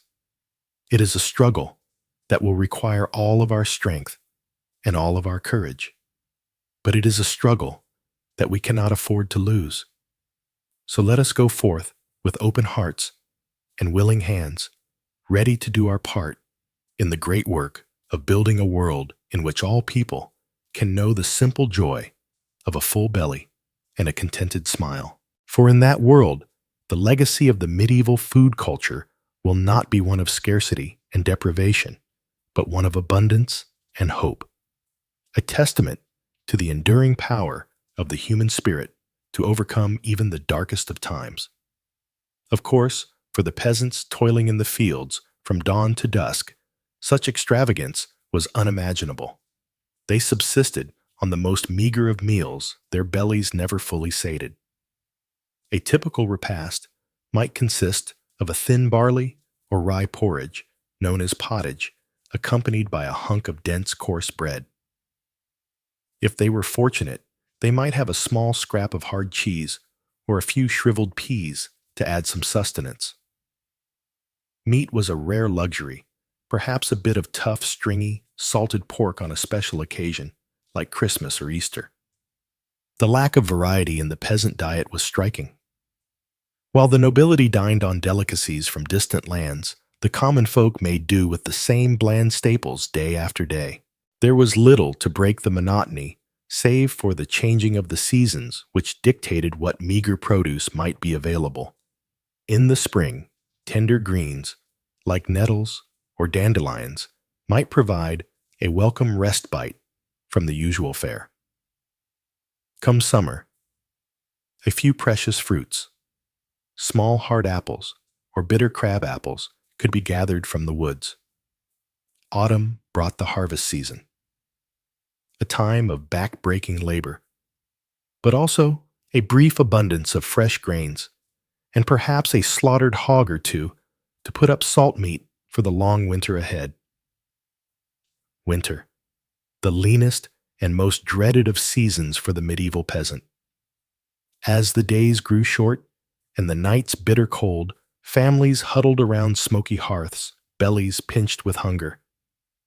What little food remained from the harvest had to be carefully hoarded, doled out in small portions to make it last until spring. This was the time of year when the pottage grew thinner and more watery, the bread even harder and more tooth-breaking. Starvation was a constant specter waiting to claim the weak and vulnerable. It's hard for us to imagine such a precarious existence where a single failed crop could spell doom for an entire village. Yet for most people in the Middle Ages, this was the grim reality of daily life. They lived at the mercy of the elements, the nobility, and the often cruel whims of fate. A mouth to feed was a burden as much as a blessing. Another empty belly to fill from limited resources. Even those slightly higher up the social ladder, like skilled craftsmen or prosperous freemen, rarely enjoyed much better fare than their poorer neighbors. A bowl of pottage might be enriched with a bit of precious butter or a scrap of meat, but the fundamental monotony remained. The same could be said for the monks in their abbeys and monasteries. While they generally ate better than the laity, subsisting on bread, cheese, fish, and ale, their diet was still quite Spartan by modern standards. Rich spices and exotic ingredients were reserved for the tables of the nobility. Speaking of ale, it was the common drink of the Middle Ages, consumed by young and old alike. Clean drinking water was often scarce, and the fermentation process provided some protection against waterborne illnesses. But even this small comfort could be adulterated by unscrupulous brewers stretching their product with unsavory additives. Dishonest bakers might do the same with bread, mixing the precious wheat flour with cheaper grains bran or even sawdust and chalk. Such deceits were officially frowned upon and could be harshly punished if discovered. But the desperate realities of the time made them all too common. This was a world where food was a daily struggle, a relentless cycle of toil and hunger for all but a privileged few. The nobles in their grand halls, dining on elaborately prepared dishes and fine wines, seemed to inhabit an entirely different plane of existence from the grimy, half-starved peasants working their lands. It was a stark divide, one that bred resentment and sometimes open rebellion. But more often, it bred a sort of grim resignation and acceptance that this was simply the way things were. A peasant's lot was to suffer and endure, to eke out a meager living from an unforgiving land and hope for a better life in the hereafter. Yet even in the midst of such hardship, there were small moments of respite and celebration. Holidays and feast days provided brief glimpses of plenty when even the poorest might enjoy a bit of meat or a sweet pastry. Weddings, christenings, and other milestones were marked with communal meals, a chance for neighbors to come together and share what little they had. These fleeting moments of conviviality made the hard times more bearable, a reminder that even in the face of great adversity, the human spirit could endure. And endure. They did, these hard-bitten medieval folk. They bore their burdens with a stoicism and tenacity that's hard to fathom from our modern vantage point. They faced each day with grim determination, knowing that survival depended on their own hard work and cunning. In a world where starvation was always lurking just around the corner, there was no room for idleness or self-pity. Perhaps that's why tales of great feasts and fantastical foods held such appeal in medieval popular culture. In a society where hunger was the norm, stories of tables groaning under the weight of succulent meats, fresh fruits, and sweet delicacies offered a tantalizing escape from reality. Myths and legends often featured magical cauldrons that never ran empty or enchanted lands where no one ever went hungry. These fanciful tales spoke to a deep, unquenchable yearning for plenty in a world defined by scarcity. But while the medieval peasant might dream of such wonders, their daily reality remained one of unrelenting hardship. The specter of famine was never far away, ready to descend at the first sign of blight or drought.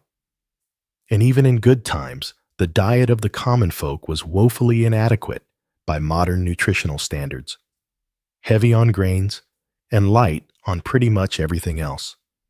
It left much of the population malnourished and susceptible to disease. This chronic malnutrition had far-reaching effects on medieval society.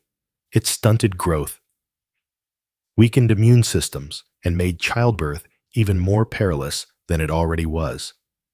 It sapped strength and vitality, leaving peasants ill-equipped to handle the back-breaking labor that was their lot in life.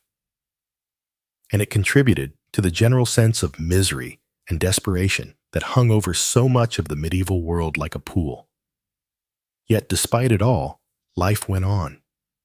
Crops were planted and harvested. Babies were born and raised. And the great wheel of existence kept turning. The medieval peasant might not have had much in the way of material comforts, but they had their faith, their family, and their community to sustain them.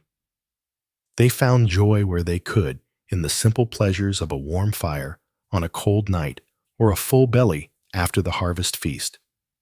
And they endured season after brutal season with a resilience and fortitude that's hard not to admire. So the next time you sit down to a meal, take a moment to savor the incredible variety and abundance at your fingertips. Spare a thought for your medieval ancestors who lived and died by the whims of the harvest, and be grateful for the centuries of progress and plenty that separate us from those grim, hungry times. Because while the medieval peasant might have dreamed of a magical land of endless feasts, we're lucky enough to live in a world where that dream is tantalizingly close to reality. And that's a privilege we should never take for granted. The plight of the medieval peasant was further compounded by the unbalanced nature of their diets. While the nobility feasted on a cornucopia of meats, fruits, and vegetables, the average serf subsisted on a megafare dominated by grains. Porridge gruel and coarse bread formed the backbone of their sustenance, supplemented by whatever small morsels they could eke out from their labors. A typical peasant family might count themselves fortunate to have a cow, a pig, or a small flock of chickens. However, the milk, eggs, and meat these animals provided were a rare treat reserved for special occasions or times of dire need. More often than not, any surplus was sold or paid as rent to their feudal lord, leaving little for the family's own consumption. Imagine, if you will, the stark contrast between a noble's lavish feast and a serf's humble meal. In the great hall of the castle, the tables groan under the weight of roasted meats, savory pies, exotic fruits, and fine cheeses. The air is filled with the aroma of saffron, cinnamon, and cloves as richly attired lords and ladies dine with gusto. Meanwhile, in the cramped Hvel of a peasant family, a pot of thin gruel bubbles over the fire. The mother carefully portions out the meager serving, ensuring each member of the family receives just enough to stave off the gnawing hunger in their bellies. The children's eyes widen at the sight of a small crust of bread, a precious addition to their usual fare. The unbalanced nature of the peasant diet took a heavy toll on their health.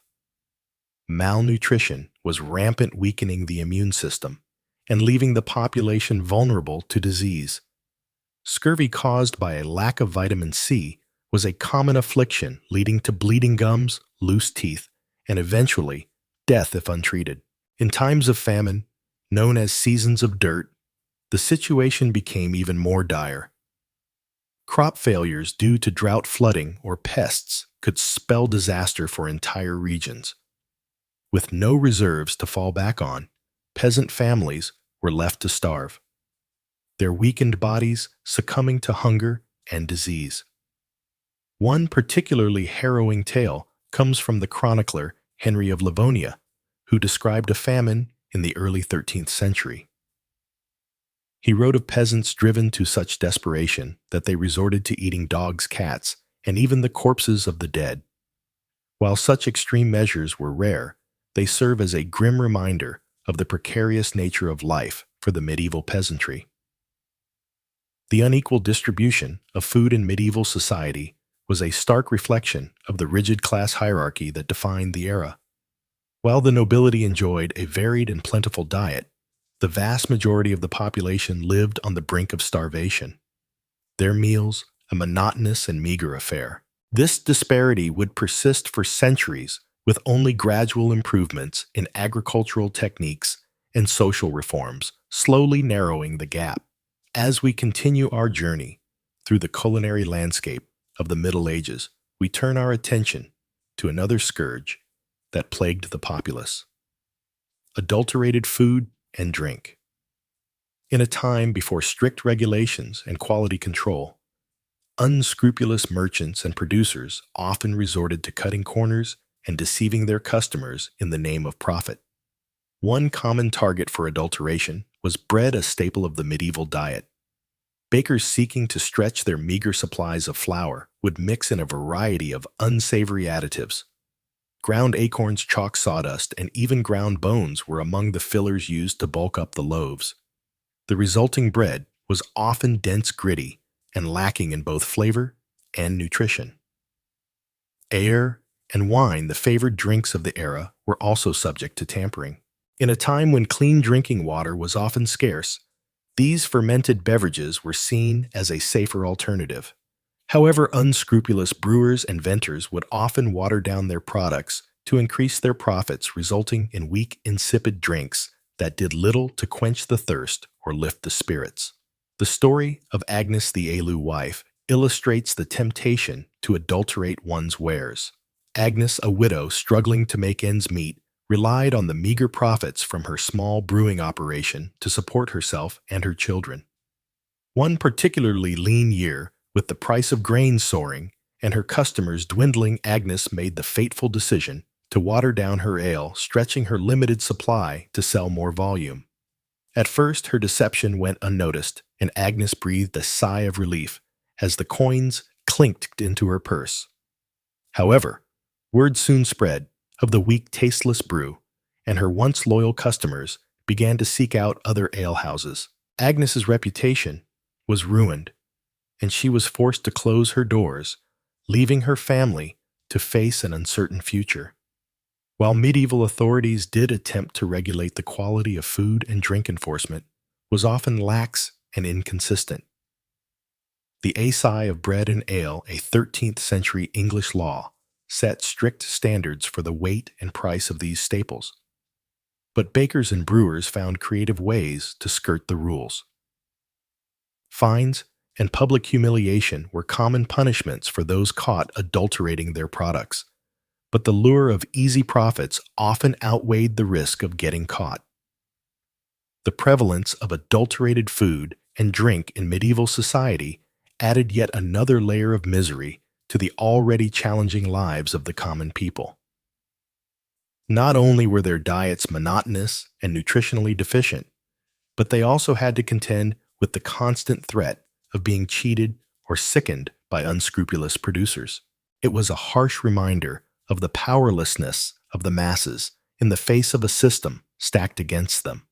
As we delve deeper into the realities of medieval food, it becomes increasingly clear that the romantic image of a bountiful, rustic past is a far cry from the truth. For the vast majority of the population, eating was a daily struggle fraught with scarcity, monotony, and the ever-present specter of adulteration. In a world where food was quite literally a matter of life and death, the medieval peasant had little choice but to make do with whatever meager sustenance they could scrape together. But the challenges of medieval dining were not limited to the quality and quantity of the food itself. The very environment in which people ate was often a source of discomfort and even danger. In our next chapter, we will explore the unsanitary conditions that plagued the medieval world and how they contributed to the overall misery of the era's culinary landscape. Picture, if you will, a typical peasant dwelling in the Middle Ages. The small, cramped space is shared not only by the human occupants, but also by a menagerie of livestock. Chickens peck at the dirt floor, while a pig roots in the corner, seeking out any stray scraps of food.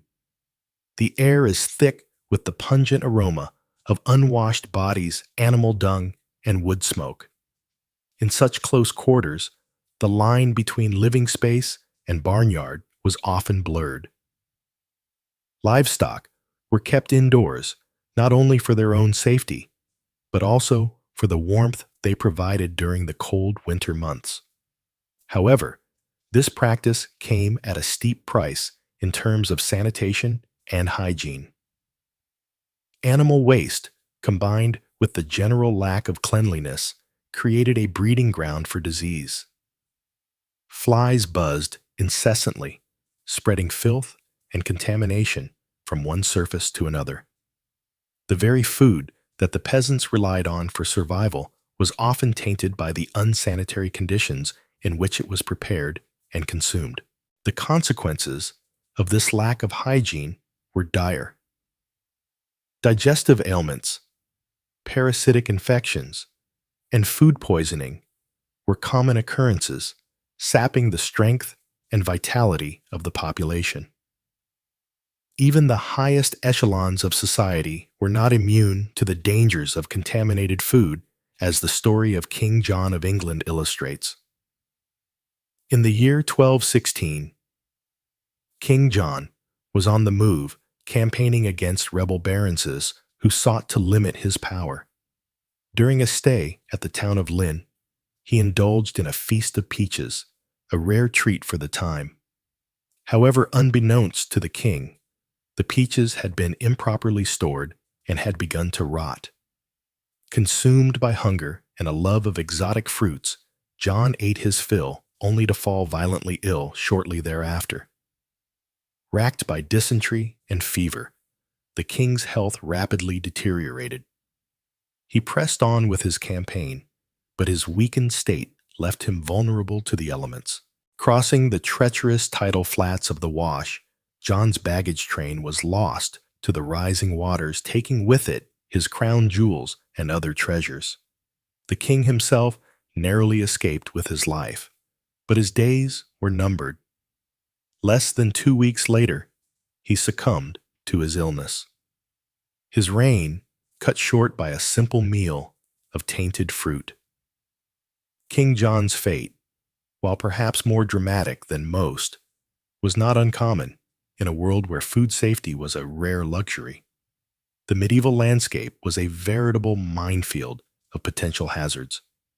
From spoiled meat to contaminated water sources, even the air itself could be a source of danger. As the miasma theory of disease held sway, according to this belief, foul odor and bad air were the primary culprits behind the spread of illness. Medieval cities, with their narrow winding streets and piles of festering garbage, were seen as particularly noxious environments. The stench of human waste, rotting food, and industrial pollution mingled together in a miasmatic brew that was believed to be the source of all manner of ailments. In reality, of course, it was the unsanitary conditions themselves that allowed disease to thrive.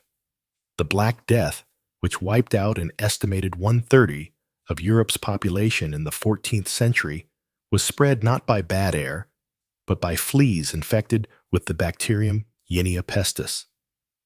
The crowded, filthy conditions of medieval cities provided an ideal environment for the disease to take hold and spread like wildfire.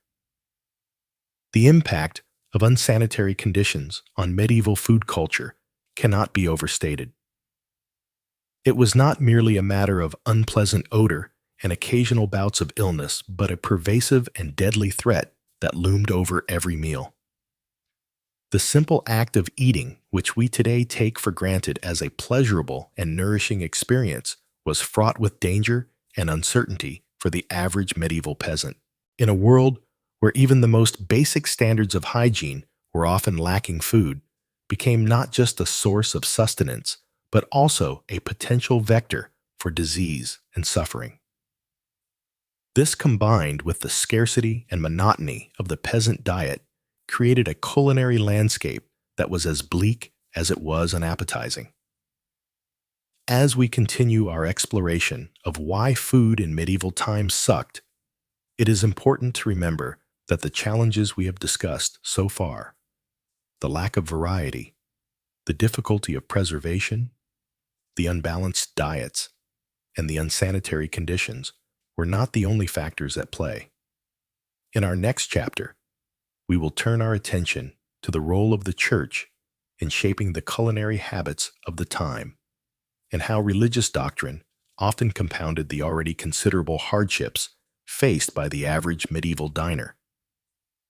But first, let us take a moment to reflect on the incredible resilience and adaptability of our ancestors. In the face of unimaginable adversity, they found ways to survive and even thrive, leaving behind a legacy that continues to shape our world to this day.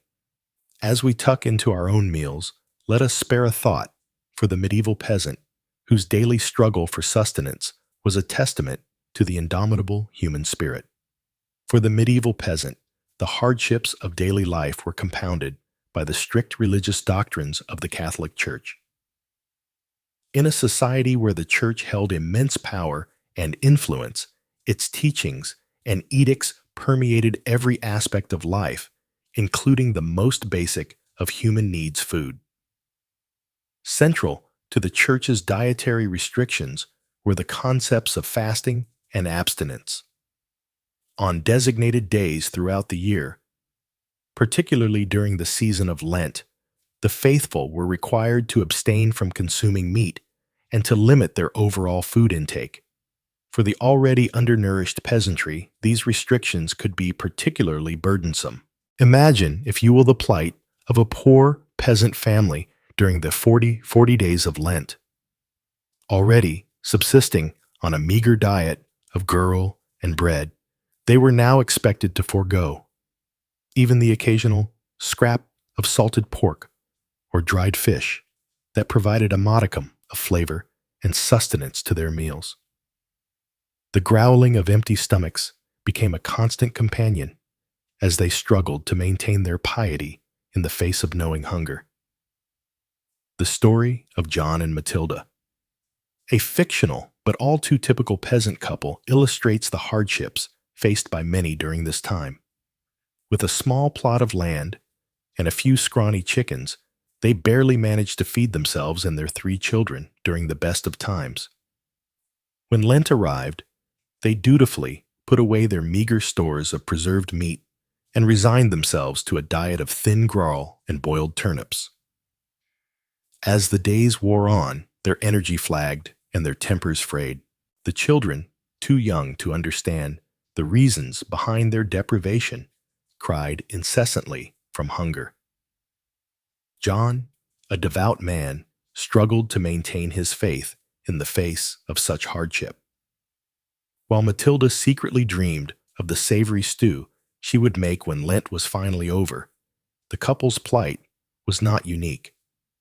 Across the land, peasant families faced similar struggles, their already meager diets further restricted by the dictates of the church. Some, driven by desperation, resorted to poaching in the royal forests, risking severe punishment if caught. Others simply went without, their bodies weakening and their spirits breaking under the weight of their devotion. While the intentions behind the church's dietary restrictions were ostensibly noble, to encourage spiritual reflection and penance, their impact on the peasantry was often dire. In a society already plagued by scarcity and inequality, the added burden of religious fasting could be the difference between life and death. Yet even in the midst of such hardship, there were glimmers of hope and compassion. Monasteries and abbeys, with their vast land holdings and well-towed ladders, often served as a source of food aid for the poor. Monks and nuns, bound by their vows of charity and hospitality, would distribute bread and ale to the hungry, providing a brief respite from the gnawing pain of an empty belly. One such story tells of a kind-hearted abbess named Hildegard, who, upon seeing the gaunt faces of the peasants who came to her abbey seeking alms, ordered her kitchens to prepare a hearty pottage of vegetables and barley to be distributed to all who asked. The grateful recipients, their spirits lifted by this unexpected act of kindness, returned to their homes with renewed strength and a glimmer of hope in their hearts. Such acts of compassion, however, were all too rare in a world where the divide between rich and poor was vast and unyielding. The church, for all its teachings of love and charity, was often complicit in maintaining the rigid social hierarchy that kept the peasantry in a state of perpetual poverty and hunger. As we reflect on the role of religion in shaping the culinary landscape of medieval Europe, it is important to recognize the complex interplay of faith power and social inequality that defined the era. For the peasantry, food was not merely a matter of sustenance, but a daily reminder of their place in a world where even the most basic of human needs could be subject to the whims of the powerful. In our final chapter, we will explore the concept of the medieval feast and how it served as a stark contrast to the daily realities faced by the common people. Through the lens of this lavish display of wealth and abundance, we will come to understand the true depths of the inequality that defined the era and the ways in which food served as both a source of nourishment and a symbol of social division. But first, let us pause for a moment and imagine ourselves in the place of the medieval peasant. Their hunger, a constant companion, and their faith tested by the unyielding dictates of the church. In their struggles and their resilience, we may find a deeper appreciation for the abundance and choice that we so often take for granted in our own lives. As we have seen, the life of a medieval peasant was one of constant hardship and deprivation, with food being a daily struggle rather than a source of pleasure or comfort. Yet in stark contrast to this bleak reality, there existed another world entirely, that of the royal feast. In the great halls of castles and palaces, the nobility would gather to indulge in lavish banquets that were a far cry from the meager affair of the common people. These feasts were not just a display of wealth and power, but also a symbol of the vast chasm that existed between the ruling class and the masses. Imagine, if you will, the scene of a grand medieval feast. The great hall is lit by the flickering light of countless candles, their warm glow illuminating the rich tapestries and gleaming silver that adorn the walls. The tables are laden with a vast array of dishes, each more sumptuous than the last. At the center of the table sits a magnificent roasted boar, its crisp golden skin glistening with fat. Surrounding it are platters of roasted fowl, their succulent flesh stuffed with exotic spices and herbs. There are pies filled with tender game, their flaky crusts hiding a treasure trove of savory delights, and everywhere there are fruits and vegetables of every hue, their vibrant colors a testament to the bounty of the land. Presiding over this opulent display is the royal cook, a master of his craft, who has spent days preparing for this grand occasion. He has scoured the countryside for the finest ingredients, sourcing the freshest meats. And Part 4, Adulterated Food and Drink. In the dimly lit, cramped streets of a medieval town, a baker named Alric wiped the sweat from his brow as he toiled over his latest batch of bread. The harvest had been meager this year, and grain prices were soaring.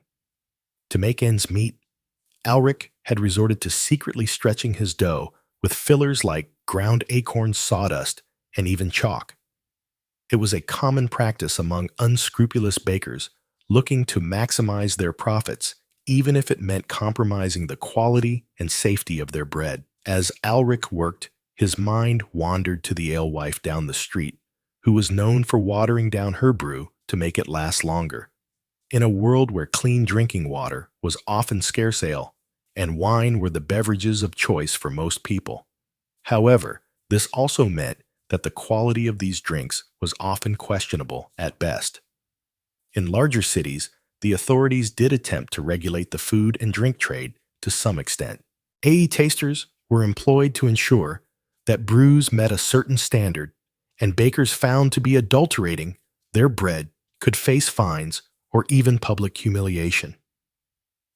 In London, for example, dishonest bakers might be dragged through the streets on a hurdle with their substandard loaves hung around their necks. However, these regulations were often poorly enforced, and the punishments were not always a sufficient deterrent. Many bakers and brewers simply saw the fines as a cost of doing business and continued to cut corners wherever they could. For the average person, this meant that the food and drink they consumed were often of dubious quality. Bread that was supposed to nourish them might instead be filled with inedible or even harmful substances. Ale that was meant to quench their thirst might be so watered down that it provided little refreshment. It was just another hardship in a life already filled with challenges and uncertainties. As Alric pulled his latest batch of bread from the oven, he couldn't help but feel a twinge of guilt. He knew that his customers trusted him to provide them with honest, wholesome food. But in a world where survival often meant cutting corners and bending the rules, he felt he had little choice. He could only hope that his small deceptions went unnoticed, and that his bread would provide some small comfort to those who ate it, even if it wasn't quite what it seemed. Part 5. Unsanitary Conditions. In the year 1216, King John of England sat down to a lavish meal after a long day of hunting. As was customary, he was presented with a variety of dishes, including fruit meat and sweetmeats. However, unbeknownst to the king, the peaches he consumed that day were spoiled, likely due to improper storage and handling. Shortly after the meal, John fell violently ill with dysentery, a disease that would ultimately claim his life. While the exact cause of King John's death has been debated by historians, his story illustrates a stark reality of medieval life. Unsanitary conditions were rampant, and they took a serious toll on people's health and well-being. In many medieval households, livestock were often kept inside the home for warmth and safety. While this arrangement provided some comfort and security, it also meant that homes were constantly contaminated with animal waste and vermin. Fleas, lice, and rats were common companions, spreading disease and making life miserable for the home's human occupants. The situation was even worse in medieval cities, where garbage and human waste were often simply dumped into the streets or nearby rivers. With no understanding of germ theory or the importance of hygiene, people lived in close proximity to filth and squalor, creating the perfect breeding ground for disease. The consequences of these unsanitary conditions were severe. Dysentery, like that which killed King John, was a common killer, spread through contaminated food and water. Other diseases, like typhoid fever, cholera, and even the dreaded Black Death, also thrived in the filthy conditions of medieval cities. For the average person, there was little escape from the constant threat of illness. Even the food they ate and the water they drank were often tainted with disease-causing microbes. In a world without antibiotics or modern medical knowledge, even a minor infection could quickly become life-threatening. The story of King Jay's death, while notable due to his status, was far from unique. For rich and poor alike, the specter of disease and death was a constant presence, fueled in large part by the unsanitary conditions in which they lived. It was a grim reality of medieval life, and one that would persist for centuries until the advent of modern sanitation and hygiene practices. As the sun set over the medieval city, the stench of waste and decay hung heavy in the air. In the distance, the bells of the church told a somber reminder of the many lives claimed by the filth and squalor of the streets. For the people of the city, it was just another day in a world where cleanliness was a luxury and disease was a constant companion. Part 6. The Influence of the Church. In a small cottage on the outskirts of a medieval village, a peasant family gathered around their meager evening meal. The fare was simple: a thin pottage made from vegetables and a scrap of salted pork, accompanied by a hard crust of bread. It was Lent, and the family was doing their best to honor the church's mandate to fast and abstain from meat during this holy season. For the peasants, the Lenten fast was a particularly difficult challenge. Their diets were already severely limited by their poverty and the scarcity of food. Giving up what little meat they had access to meant subsisting on an even more meager and monotonous diet than usual. The church's influence on medieval cuisine was significant and far-reaching. In addition to the Lenten fast, the church also mandated meatless days throughout the year, typically Wednesdays, Fridays, and Saturdays. For the wealthy, these restrictions were an inconvenience, but for the poor, they could mean the difference between a full belly and hunger. Despite the hardships imposed by the church's dietary rules, there were some small consolations. Monasteries and abbeys often provided food aid to the hungry as a form of charity. Monks and nuns would distribute bread ale and sometimes even meat to the poor, particularly on holy days and festivals. However, this charity was not always enough to alleviate the suffering of the peasantry.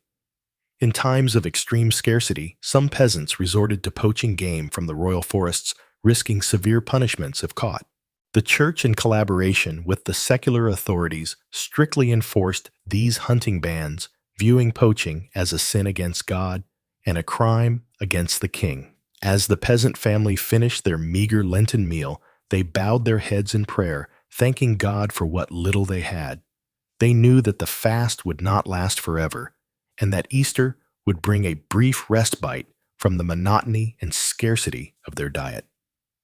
But they also knew that the church's influence on their daily lives would continue long after Lent had ended. The cycle of fasting and feasting, of scarcity and abundance, was woven into the very fabric of medieval life shaping not only what people ate, but how they lived and worshipped. In the grand cathedrals and humble parish churches, the priests preached the virtues of fasting and self-denial. But for the peasants, these virtues were not a choice, but a necessity. They lived their lives in the shadow of the church, their stomachs growling with hunger as they prayed for a better world to come. Part 4. Adulterated food and drink. Even when food was available, there was no guarantee it would be wholesome or pure. In a world without industry regulations or safety standards, deception and corner cutting ran rampant. Imagine the plight of the humble baker eking out a living by selling his bread to the townsfolk. Desperate to stretch his meager supply of flour, he might resort to mixing in fillers like ground acorn sawdust or even chalk. While these additives may have bulked up the loaves, they certainly didn't make for a nutritious or appetizing meal. The bakers weren't the only culprits, though. Unscrupulous brewers and vendors were notorious for watering down their wares to maximize profits.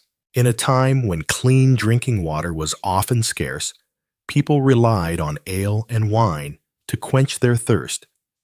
But the alcohol content of these beverages was often much lower than advertised, leaving the drinker unsatisfied and still parched.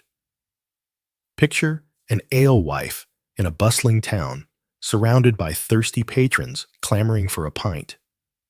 She ladles out the weak, watery brew with a guilty conscience, knowing that she's cheating her customers. But what choice does she have? The taxes are high, the grain is expensive, and she needs to make ends meet somehow. She silently thanks the heavens that most of her clientele are already too drunk to notice the deception. It wasn't all selfish greed driving these acts of food fraud, though. In a society plagued by scarcity and hunger, many people simply couldn't afford to be picky. They'd gladly accept a loaf of bread filled with sawdust over no bread at all. And when crops failed and famine struck, people resorted to eating whatever they could get their hands on just to survive. Grass roots, even tree bark. Attempts were made by authorities to crack down on food adulterators. In England, the size of bread and ale in the 13th century set out harsh penalties for bakers and brewers caught cheating their customers. Fines, public humiliation, even corporal punishment awaited those who dared to tamper with the purity of the staples. But with limited means of enforcement and the constant pressure of scarcity, such laws did little to stem the tide of food fraud in the medieval world. So the next time you bite into a fresh, crusty baguette or sip a cool, crisp lager, take a moment to appreciate how far we've come. In our world of abundant food choices and stringent quality control, it's easy to forget that for our medieval ancestors, every morsel was a gamble, and a full belly was never a guarantee. Their daily sustenance was often as much a product of deception and desperation as it was of nourishment and pleasure. Part 5. Unsanitary conditions. Beyond the challenges of scarcity, spoilage, and adulteration, the people of the Middle Ages also had to contend with the ever-present specter of disease. In a world without germ theory or modern sanitation, food and water were often tainted with dangerous pathogens, turning every meal into a potential game of Russian roulette. The very living conditions of medieval people conspired against any notions of food safety. Many peasants shared their humble cottages with their livestock, with animals like cattle and chickens living under the same roof as the family. While this arrangement provided some warmth and security for the beasts, it also meant that animal waste and insects were a constant presence in the home, contaminating food, water, and surfaces. Cities were even worse, with narrow, filthy streets and crowded tenements, creating the perfect breeding grounds for disease. Garbage, human waste, and animal carcasses piled up in the gutters, tainting the air and seeping into the water supply. The stench alone would have been overwhelming. But the real danger lurked in the millions of microbes swarming on every surface. It's no wonder that medieval people had such short lifespans with disease cutting down young and old alike. Even the nobility weren't immune despite their superior living conditions. The tragic story of King John of England serves as a cautionary tale. In 1216, while on a military campaign, the king gorged himself on peaches and cider, only to fall violently ill and die a few days later. Chroniclers at the time attributed his death to gluttony, but modern historians suspect that the real culprit was more likely food poisoning from contaminated fruit. The greatest scourge of the medieval world, the Black Death, was in part enabled by the unsanitary conditions that people lived in. The plague was spread by rats and fleas, which thrived in the squalor of medieval cities and towns. With garbage and waste piling up and hygiene standards virtually non-existent, it was only a matter of time before the pestilence took hold, wiping out a third of Europe's population. It's a grim picture, but it's important to remember that medieval people weren't ignorant or unconcerned about cleanliness. They may not have understood the science behind disease transmission, but they recognized the importance of keeping food and water clean. Monasteries and hospitals often had strict hygiene rules, and medieval housewives took great pride in keeping their homes as spotless as possible. But in a world without refrigeration, proper sewage systems, or clean running water, there was only so much that could be done. Every day was a battle against the forces of decay and contamination. And all too often, those forces won out. So, the next time you enjoy a meal in a clean modern kitchen, spare a thought for your medieval ancestors who fought that battle every day of their lives with the odds stacked firmly against them. Part 6. The Influence of the Church. In the medieval world, the Catholic Church loomed large over every aspect of life, and food was no exception. For the faithful, the religious calendar dictated what could be eaten, and when adding an extra layer of complexity to an already challenging food landscape, the Church mandated strict fasting and abstinence rules, particularly during the penitential season of Lent. For 40 days before Easter, meat was strictly off the menu, as were dairy products, eggs, and even olive oil in some regions. Fish was sometimes permitted, but for many poor peasants, even that was a luxury they could ill afford. Imagine the struggle of a peasant family already living on the brink of starvation, faced with the prospect of giving up what little meat and dairy they had for the sake of spiritual purity. The growling stomachs and weakened bodies were a small price to pay, they were told, for the promise of eternal salvation. But that was cold comfort for a mother watching her children grow thin and listless from hunger. Even outside of Lent, the Church's influence could be felt in the rhythms of the weekly menu.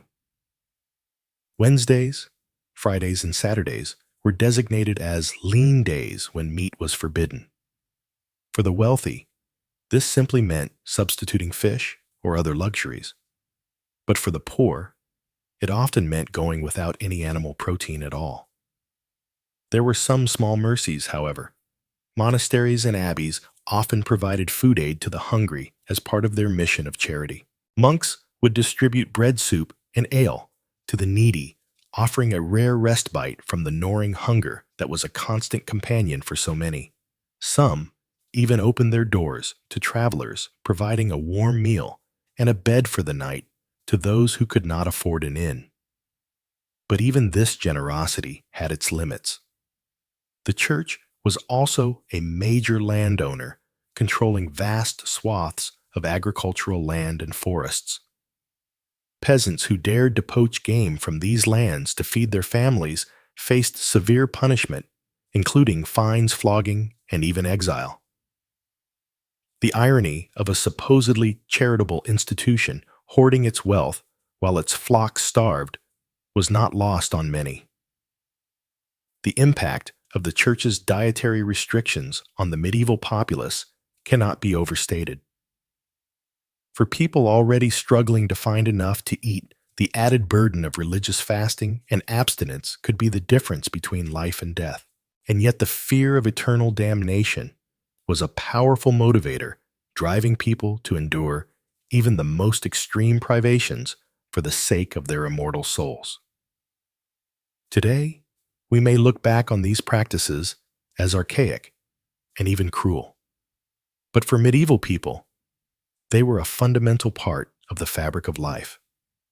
The Church's hold on the hearts and minds of the faithful was unquestioned, and its dictates carried the weight of divine law. To defy them was to risk not only earthly punishment, but the fires of hell itself. And so, with gritted teeth and growling bellies, the people of the Middle Ages soldiered on, secure in the knowledge that their suffering would be rewarded in the world to come. And so we come to the end of our journey through the dismal depths of medieval cuisine. It's a testament to human resilience that people manage to survive and even thrive at times on such a meager and unreliable food supply. The scarcity, the spoilage, the sheer monotony of GRL and gruel again. It's enough to make one grateful for the simple pleasure of a crisp apple or a well-spiced curry. Can you imagine the astonishment on a medieval peasant's face if they were transported to a modern supermarket? The gleaming aisles packed with more food than a king's banquet hall. The rainbow of fresh fruits and vegetables in the produce section. The fragrant loaves of bread that would have seemed like manna from heaven to a hungry serf, and the sheer abundance of it all. Enough food to feed a village all under one roof. Of course, we still face challenges in our modern food system. Inequality, waste, environmental degradation.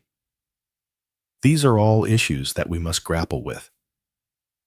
But we have also made incredible strides since the days of rancid meat pies and turnip growl. We have a greater understanding of nutrition, of food safety, of the importance of variety and balance in our diets. We have the ability to preserve and transport food across great distances to enjoy flavors from around the world in our own kitchens. So, the next time you sit down to a meal, take a moment to savor it. Appreciate the complex interplay of flavors, the freshness of the ingredients, the skill of the preparation, and spare a thought for our medieval ancestors who endured so much hardship and hunger in the face of such scarcity. And with that, we come to the end of our boring history of medieval food. I hope it has provided some interesting context to your understanding of the past, and perhaps even lulled you into a peaceful slumber. If you enjoyed this video, please consider giving it a like and subscribing to the channel for more soporific historical content. Until next time, sweet dreams.